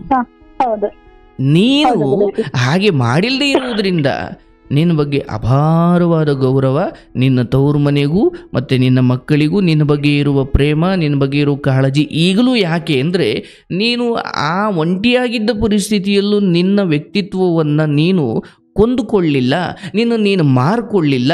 ಆ ಕಾರಣಕ್ಕೆ ನಿನ್ನನ್ನು ಯಾವುದೇ ಪರಿಸ್ಥಿತಿಗೆ ಹೋದರೂ ಕೂಡ ನಿನ್ನ ತಂದೆ ತಾಯಿ ಆಗಿರ್ಬೋದು, ನಿನ್ನ ಮಕ್ಕಳಾಗಿರ್ಬೋದು, ನಿನ್ನಗೋಸ್ಕರ ಒಂದೆರಡನೇ ಕಣ್ಣೀರು ಸುರಿಸ್ತಾರೆ ಅಂದರೆ ಅದು ನಿನ್ನ ವ್ಯಕ್ತಿತ್ವಕ್ಕೆ ಕೊಡ್ತಾ ಇರೋ ಬೆಲೆ. ಹೌದು ಗುರುಜಿ, ನನ್ಗೆ ಒಂದಿನ ಹುಷಾರಿಲ್ಲ ಅಂದ್ರೂ ನನ್ ಮಗಳು ನನ್ನ ತಾಯಿ ತರ ನೋಡ್ಕೊಳ್ತಾಳೆ. ನನ್ ಮಗನು ಅಷ್ಟೇ ತುಂಬಾ ಪ್ರೊಟೆಕ್ಟಿವ್, ತುಂಬಾ ಕೇರ್. ನಿಜವಾಗ್ಲು ಗುರುಜಿ, ನಾನ್ ಈಗ ಪುಣ್ಯ ಮಾಡಿದೀನಿ ಅನ್ಕೊಳ್ತೀನಿ. ಈಗ ಒಳ್ಳೇದಾಗುತ್ತೆ, ಮುಂದೆ ಹೇಗೋ ಗೊತ್ತಿಲ್ಲ ಗುರುಜಿ. ಬಟ್ ನಾನು ಎಷ್ಟೋ ಜನ ಆಮಿಷಗಳನ್ನ ಕೊಟ್ಟಾಗ್ಲಾಗ್ಲಿ, ಅಥವಾ ನಾನು ಹಣ ಕೊಡ್ತೇನೆ, ಅಥವಾ ನಾನು ನಿನ್ ಪ್ರೀತಿ ಕೊಡ್ತೇನೆ, ಪ್ರೊಟೆಕ್ಟ್ ಮಾಡ್ತೇನೆ, ನಾನು ನಿನ್ ಜೊತೆಗೆ ಇರ್ತೀನಿ, ನಿನ್ಗೆ ಕಷ್ಟ ಎಲ್ಲ ಯಾಕೆ, ನೀನ್ ಇಷ್ಟು ಚೆನ್ನಾಗಿದ್ಯಾ ನೋಡ್ಲಿಕ್ಕೆ, ನೀನ್ ಹೇಗ್ ಬೇಕಿದ್ರು ಬದುಕ್ಬೋದು, ಹಾಗೆಲ್ಲ ಆಫರ್ಗಳನ್ನ ಕೊಟ್ಟಾಗ ನಂಗೆ ನೆನ್ಪಾಗ್ತಿದ್ದು ನನ್ನ ಮಗಳ ಫ್ಯೂಚರ್ ಮುಂದೆ. ಅಂದ್ರೆ ನಾನು ಅವತ್ತು ದುಡ್ಕೋದು ದೊಡ್ಡ ವಿಷಯ ಅಲ್ಲ. ನಾಳೆ ನನ್ನ ಮಗಳನ್ನ ನಿನ್ನ ಯಾವ ದೊಡ್ಡತನ ಇಷ್ಟ ಆಯ್ತು ಅಂದ್ರೆ, ಯಾರೋ ಒಬ್ಬ ಮ್ಯಾರೇಜ್ ಆಗಿರೋ ವ್ಯಕ್ತಿ ಬಂದು ನನಗೆ ನಿನ್ನನ್ನು ಬಿಟ್ಟಿರ್ಲಿಕ್ಕೆ ಆಗಲ್ಲ ಅಂದಾಗ, ನಾನು ಅವನ ಹೆಂಡತಿಗೆ ದ್ರೋಹ ಮಾಡ್ತೀನ ಅಂತ ಒಂದು ಯೋಚನೆ ಬಂತಲ್ಲ ನಿನ್ನಲ್ಲಿ, ಇದು ಧರ್ಮದ ಅತ್ಯಂತ ಎತ್ತರದ ಸ್ಥಿತಿ. ಅದು ಮೋಸ್ಟ್ಲಿ ನಿಮ್ದು ಕಾರ್ಯಕ್ರಮ ಕೇಳಿ ಬಂದದ್ದು ಬರುತ್ತೆ. ಅದು ದೊಡ್ಡತನ ನಿಮ್ದು. ಒಳ್ಳೇದಾಗ್ಲಿ ನಿಮಗಿರೋ. ತುಂಬಾ ಕೇಳ್ತಾನೆ ಗುರುಜಿ, ನಿಜವಾಗ್ಲು ನಾನು ನಿಮ್ಮ ಹತ್ರ ಪರ್ಸನಲ್ ಆಗಿ ಸಹ ಮಾತಾಡ್ಲಿಕ್ಕೆ ಉಂಟು. ಬಟ್ ನಾನು ವಾಟ್ಸ್ಆಪ್ ಅಲ್ಲಿ ಮೆಸೇಜ್ ಮಾಡಿದ್ದೆ, ನಂಗೆ ಅಪಾಯಿಂಟ್ಮೆಂಟ್ ಕೊಡ್ಲಿಲ್ಲ ಅವರು. ಹೇಗಾದ್ರಾಗ್ಲಿ ಅಂತ ಇವತ್ತು ಹೇಳಿದ್ದಲ್ಲ, ನಾನು ಕಲೆಕ್ಷನ್ ಮುಗಿಸಿ 7 ಗಂಟೆಗೆ ಮನೆಗೆ ಬಂದು 7:20 ಬೇರೆಯವ್ರಿಗೆ ಚಾನ್ಸ್ ಸಿಗ್ಬಾರ್ದು ಅಂತ ಕಂಟಿನ್ಯೂ ಕಾಲ್ ಮಾಡ್ತಿದ್ದೇನೆ. ಮಗಳಿಗೆ ಹೇಳಿದ್ದೆ, ನನ್ ರೂಮ್ ಬಾಗಿಲು ತಟ್ಟಬೇಡ, ನಾನು ಗುರುಜಿ ಹತ್ರ ಮಾತಾಡಿ ಇವತ್ತು ಹೊರಗೆ ಬರೋದು ಅಂತ. ಒಳ್ಳೇದು. ನೋಡಿ ನಿಮ್ಮ ಸಂಕಲ್ಪವನ್ನು ಕೃಷ್ಣ ಈಡೇರಿಸಿದ್ದಾನೆ, ಶುಭವಾಗಲಿ. ಹಾಗಾಗಿ ಕರೆ ಹಾಗಂತ ನಾನು ಜೀವ ತಿಕ್ಕೊಳ್ಳಿಕ್ಕೆ ಹೋಗ್ಲಿಲ್ಲ ಅಂತಲ್ಲ, ಒಮ್ಮೆ ನಾನು ಸೂಸೈಡ್ ಟ್ರೈ ಮಾಡಿದ್ದೆ. ಆಗ ಮಗಳಿಗೆ 2 ತಿಂಗಳು ಮೇಲೆ, ಆಗ ಮಳೆಗಾಲ ಹೋಗಿದ್ದೆ ಕೆರೆಗೆ. ಗಟ್ಟಿ ಇದೆಯವಾ? ನಾನು ಕೆರೆಗೆ ಹಾರ್ಲಿಕ್ಕೆ ಅಂತ ಹೋಗಿದ್ದೆ ಗುರುಜಿ, ಬೆಳಗಿನ ಜಾವ. ಕಾಮಿಡಿ ಅನಿಸ್ತದೆ ಈಗ ನೋಡಿ, ಈಗ ಹೇಳಿದ್ರೆ ನಂಗೆ ನಗು ಬರ್ತದೆ. ಕೆರೆ ನೀರನ್ನು ನೋಡಿ ಒಬ್ಬ ಮಕ್ಳಿಗೆ ಚಳಿ ಆಗ್ತದಲ್ಲ, ಹಾಗ ಅನ್ಕೊಂಡು ವಾಪಸ್ ಬಂದೆ ನಾನು. ಅದು ಫಸ್ಟ್ ಅದು ಲಾಸ್ಟ್. ಮತ್ತೆ ಸೂಸೈಡ್ ಬಗ್ಗೆ ಯೋಚನೆ ಮಾಡ್ಲಿಲ್ಲ ನಾನು. ಮತ್ತೆ ಅದು ಧೈರ್ಯ ಸಹ ಇಲ್ಲ ನನಗೆ ಜೀವ ತೆಕ್ಕೊಳ್ಳೋದು. ಬೇಡವಾ ಇಂಥ ಚಿಂದಂತ ಮಕ್ಳಿರ್ಬೇಕಾದ್ರೆ. ಅಂದ್ರೆ ಸಾಯ್ಲಿಕ್ಕೆ ಒಂದು ಕಾರಣ ಹೌದು, ಬದುಕ್ಲಿಕ್ಕೂ ಕಾರಣ ಇದ್ದಾವ, ಹೌದಲ್ಲ? ಹೌದು. ಬಟ್ ನಾನು ಇವಾಗ್ಲೂ ನಂದು ಕೆಲವೊಂದು ಹೇಳ್ಕೊಳ್ಬೇಕು ಅಂತ ಅಲ್ಲ, ನಾನ್ ಮಾಡೋದ್ ನೋಡಿ ಇನ್ನೊಬ್ರು ಮಾಡಿದ್ರೆ ಬೇರೆಯವ್ರಿಗೆ ಹೆಲ್ಪ್ ಆಗ್ತದೆ ಅಂತ. ಖಂಡಿತ ಖಂಡಿತ. ಕೈಯಲ್ಲಿ ಆಗದೆ ಇರೋರು ಈಗ ಹಾಸ್ಪಿಟಲ್ ಎಲ್ಲ ಏಜ್ ಆದವ್ರು ಇರ್ತಾರಲ್ಲ ಗುರುಜಿ, ಹಾಸ್ಪಿಟಲ್ ಅಲ್ಲಿ ಏಜ್ ಆದವರೆಲ್ಲ ಅಡ್ಮಿಟ್ ಆಗಿರ್ತಾರಲ್ಲ, ಯಾರು ನೋಡ್ಕೊಳ್ದೆ ಇರೋರು, ಯಾರು ಇಲ್ದೆ ಇರೋರು, ಅವ್ರಿಗೆ ಹಣ ತುಂಬಾ ಇರ್ತದೆ ಬಟ್ ನೋಡ್ಕೊಳ್ಲಿಕ್ಕೆ ಯಾರು ಇರೋದಿಲ್ಲ. ಅಂತವ್ರನ್ನೆಲ್ಲ ನನ್ಗೆ ಸಮಯ ಇದ್ರೆ ನಾನು ಹೋಗಿ ನೋಡ್ತೇನೆ, ಅವ್ರ ಸೇವೆ ಮಾಡ್ತೇನೆ. ಹಣಕ್ಕಾಗಿ ಅಲ್ಲ, ಅಂದ್ರೆ ಹ್ಯುಮ್ಯಾನಿಟಿಯಿಂದ. ನನ್ಗೆ ತುಂಬಾ ಜನ ಹೆಲ್ಪ್ ಮಾಡಿದ್ದಾರೆ. ಮತ್ತೆ ನಾನ್ ಮಾಡೋ ಇವತ್ತಿಂದು ಪುಣ್ಯದ ಕೆಲಸದಿಂದ ನಾನ್ ಮಾಡಿದ ಪಾಪಗಳು ಕಳೀಲಿ ಅನ್ನೋ ಸ್ವಾರ್ಥ. ಇರ್ಲಿ, ನಿನ್ನ ಪಾಪಗಳು ಕಳೆದು ಹೋಗಿದ್ದಾವೆ.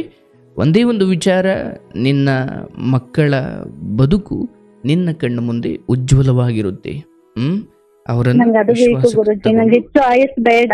ಮಗ ಒಂದು ಓದಿಸ್ ಕೆಲಸ ಸಿಗೋ ತನಕ, ಮಗಳದೊಂದು ಮದುವೆ ಆಗಿ ಒಂದು ಬಾಣಂತನ ಮಾಡೋ ತನಕ ನಾನು ಬದುಕಿದ್ರೆ ಸಾಕಂತ ಆಸೆ ಗುರುಜಿ. ಆಯಸ್ಸು ನಮ್ಮ ನಿಮ್ಮ ಲೆಕ್ಕದಲ್ಲಿ ಇಲ್ಲ ತಾಯಿ.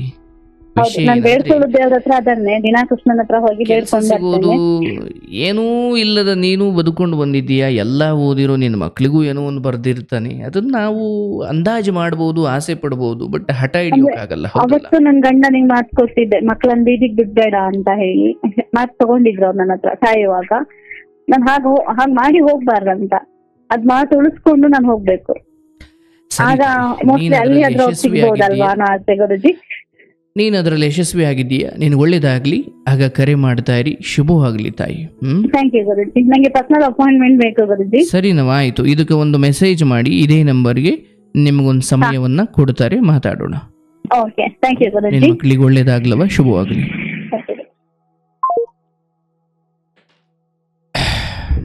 ನೋಡಿ, ಅವರು ಶುರುವಿನಲ್ಲಿ ಒಂದು ಮಾತು ಹೇಳಿದ್ರು, ಈಗ ನಾನು ಬದುಕನ್ನು ನಿಭಾಯಿಸುವುದನ್ನು ಕಲ್ತಿದ್ದೀನಿ, ನಿಮ್ಮ ಕಾರ್ಯಕ್ರಮ ನೋಡ್ತೀನಿ, ಎಷ್ಟೋ ತಿದ್ದುಕೊಂಡಿದ್ದೀನಿ.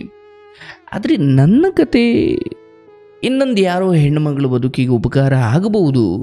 ನೋಡಿ, ಈಕೆಯ ಬದುಕಲ್ಲಿ ಹೇಗಿರಬೇಕು ಹೇಗಿರಬಾರ್ದು ಎರಡೂ ಈಕೆಯ ಬದುಕಿಂದ ಕಲಿಬೋದು. 16 ವಯಸ್ಸಿಗೆ ಶಾಲೆಯಲ್ಲಿ ಓದಬೇಕಾದ್ರೆ ಯಾರನ್ನೂ ಪ್ರೀತಿ ಮಾಡಿ ಅಪ್ಪ ಅಮ್ಮಂಗೆ ಗೊತ್ತಿಲ್ಲದೆ ಹೋಗಿ ಮದುವೆ ಆಗಿ, ಆಮೇಲೆ ಅವ್ರ ಆಕ್ಸಿಡೆಂಟ್ ಆಗಿ ಗಂಡ ತೀರು ಹೋದರು. 20ನೇ ವಯಸ್ಸಿಗೆ ಗಂಡ ಇಲ್ಲ, ಮದುವೆ ಆಗಿದೆ. ಅರೆ 20 ವಯಸ್ಸು, ಅದು ಜಗತ್ತನ್ನು ಕಣ್ಬಿಟ್ಟು ನೋಡುವ ವಯಸ್ಸು. ಆಗಲೇ ಈಕೆಯ ಬದುಕಲ್ಲಿ ಎಲ್ಲವೂ ಮುಗಿದು ಹೋಗಿದೆ ಅನ್ನೋ ಹಂತಕ್ಕೆ ಹೋದಾಗ ಹೇಗಾಗಿರಬೇಕು ಜೀವನ? ಅಲ್ಲಿಂದ ಆಚೆಗೆ ಮಕ್ಕಳನ್ನು ನೋಡಿಕೊಳ್ಳಿಕ್ಕೆ ಈಕೆ ಪಟ್ಟ ಶ್ರಮ, ವಿಧಿಯ ಕೈವಾಡ ನೋಡಿ ಇಷ್ಟೊಂದು ಕಷ್ಟದಲ್ಲಿರೋ ಈ ಹೆಣ್ಮಗಳು ಮತ್ತೆ ಕ್ಯಾನ್ಸರ್ ಅನ್ನೋ ಕಾಯಿಲೆಗೊಳಗಾದರು. ದೇವರೇ ನೋಡಿ, ಏನೇ ಬಂದರೂ ನಾನು ಎದುರಿಸ್ತೀನಿ ಅನ್ನೋ ಈಕೆ ವಿಲ್ ಪವರ್. ಒಬ್ಬರು ಡಾಕ್ಟರ್ ಹೇಳಿದ್ರಲ್ಲ, ಕೇಳಿಸ್ಕೊಂಡ್ರಲ್ಲ, ನೋಡಮ್ಮ, ನನ್ನ ಔಷಧಿ ಒಂದು 30% ಕೆಲಸ ಮಾಡುತ್ತೆ, ಆದರೆ ನಾನು ಬದುಕ್ತೀನಿ, ನಾನು ಸಾಯಲ್ಲ ಅನ್ನೋ ನಿನ್ನ ಮೇಲೆ ನಿನಗಿರೋ ಒಂದು ನಂಬಿಕೆ, ಆ ವಿಲ್ ಪವರ್ ಏನಿದೆ, ನನ್ನ ಔಷಧಿಗಿಂತ ನಿನ್ನ ವಿಲ್ ಪವರ್. ನಿನಗೆ ನಂಬಿಕೆ ಇದ್ದರೆ ನೀನು ಬದುಕ್ತೀಯ. ಇಲ್ಲ ನಾನು ಹೋಗ್ತೀನಿ, ಅಯ್ಯೋ ಸಿನಿಮಾದಲ್ಲೆಲ್ಲ ನೋಡಿದ್ದೀನಿ, ಒಂಚೂರು ಮೂಗಲ್ಲಿ ರಕ್ತ ಬಂದರೆ ಬಾಯಲ್ಲಿ ರಕ್ತ ಬಂದರೆ ಸತ್ತು ಹೋಯ್ತಾರಂತೆ, ನಾನು ಸತ್ತು ಹೋಯ್ತೀನಿ ಅಂತ ನೀನು ಕುಗ್ಗುದೆ ಅಂದುಕೋ, ನನ್ನ ಔಷಧಿ ಅಲ್ಲಿ ಕೆಲಸ ಮಾಡಲ್ಲ ಅಂತ. ಹಾಗೆ ನಿಮಗೆ ಕಾಯಿಲೆ ಬಂದಾಗ ಬಿಡು ಸರಿ ಹೋಗುತ್ತೆ ಅಂದರೆ ಆ ಧೈರ್ಯ, ಆ ಕಾಯಿಲೆಯನ್ನೇ ಜಪಿಸ್ತಾ, ಕಾಯಿಲೆಯನ್ನೇ ಜಪ ಮಾಡ್ತಾ ಕೂತ್ಕೊಂಡ್ರೆ ಕಾಯಿಲೆ ಹೋಗಲ್ಲ. ಅಯ್ಯೋ ತಡಿಯಪ್ಪ, ನನ್ನನ್ನು ಯಾರೋ ತುಂಬ ಪ್ರೀತಿಸ್ತಾವನೆ ಅಂತ ಅವು ನಿಮ್ಮಲ್ಲೇ ಉಳ್ಕೊಂಡ್ಬಿಡ್ತವೆ. ಗಮನನೇ ಕೊಡದೆ ಹೋದರೆ ತಡಿಯಪ್ಪ ಇವನು ಯಾರೋ ಗಮನ ಕೊಡ್ತಿಲ್ಲ ಅಂತ ಹೊರಟೋಯ್ತವೆ. ಈಕೆಯ ಬದುಕು ಮಾದರಿ. ಕೆಲವು ವಿಚಾರ, ಇನ್ನೂ ಕೆಲವು ವಿಚಾರ ಈಕೆ ಥರ ಬದುಕಬಾರ್ದು. ಬಟ್ ಫೈನಲಿ ಇವತ್ತು ಈಕೆ ತನ್ನ ಬದುಕನ್ನು ಕಟ್ಟಿಕೊಂಡಿರುವ ರೀತಿ, ಯಾಕಂದರೆ ಬಿದ್ದು ಎದ್ದು ಮಕ್ಕಳಿಗೋಸ್ಕರ ತಾಯಿ ಏನೆಲ್ಲ ನೋವನ್ನು ಸಹಿಸಬಲ್ಲಳು ಅನ್ನೋದನ್ನು ಈಕೆಯ ಕಥೆಯಿಂದ ನಾವು ಕಲಿಬೋದು. ನಿನಗೆ ಬಹಳ ಒಳ್ಳೆಯದಾಗಬೇಕವ್ವ. ಇರಲಿ, ಆರೋಗ್ಯದ ವಿಚಾರದಲ್ಲಿ ಏನು ನೋವಿದೆ ಕಾಲಕ್ರಮೇಣ ಸರಿ ಹೋಗುತ್ತೆ. ನಿನ್ನ ಮಕ್ಕಳ ಯಶಸ್ಸನ್ನು ನೀನು ನೋಡ್ತೀಯ. ಧೈರ್ಯವಾಗಿರು. ಶುಭವಾಗಲಿ ತಾಯಿ.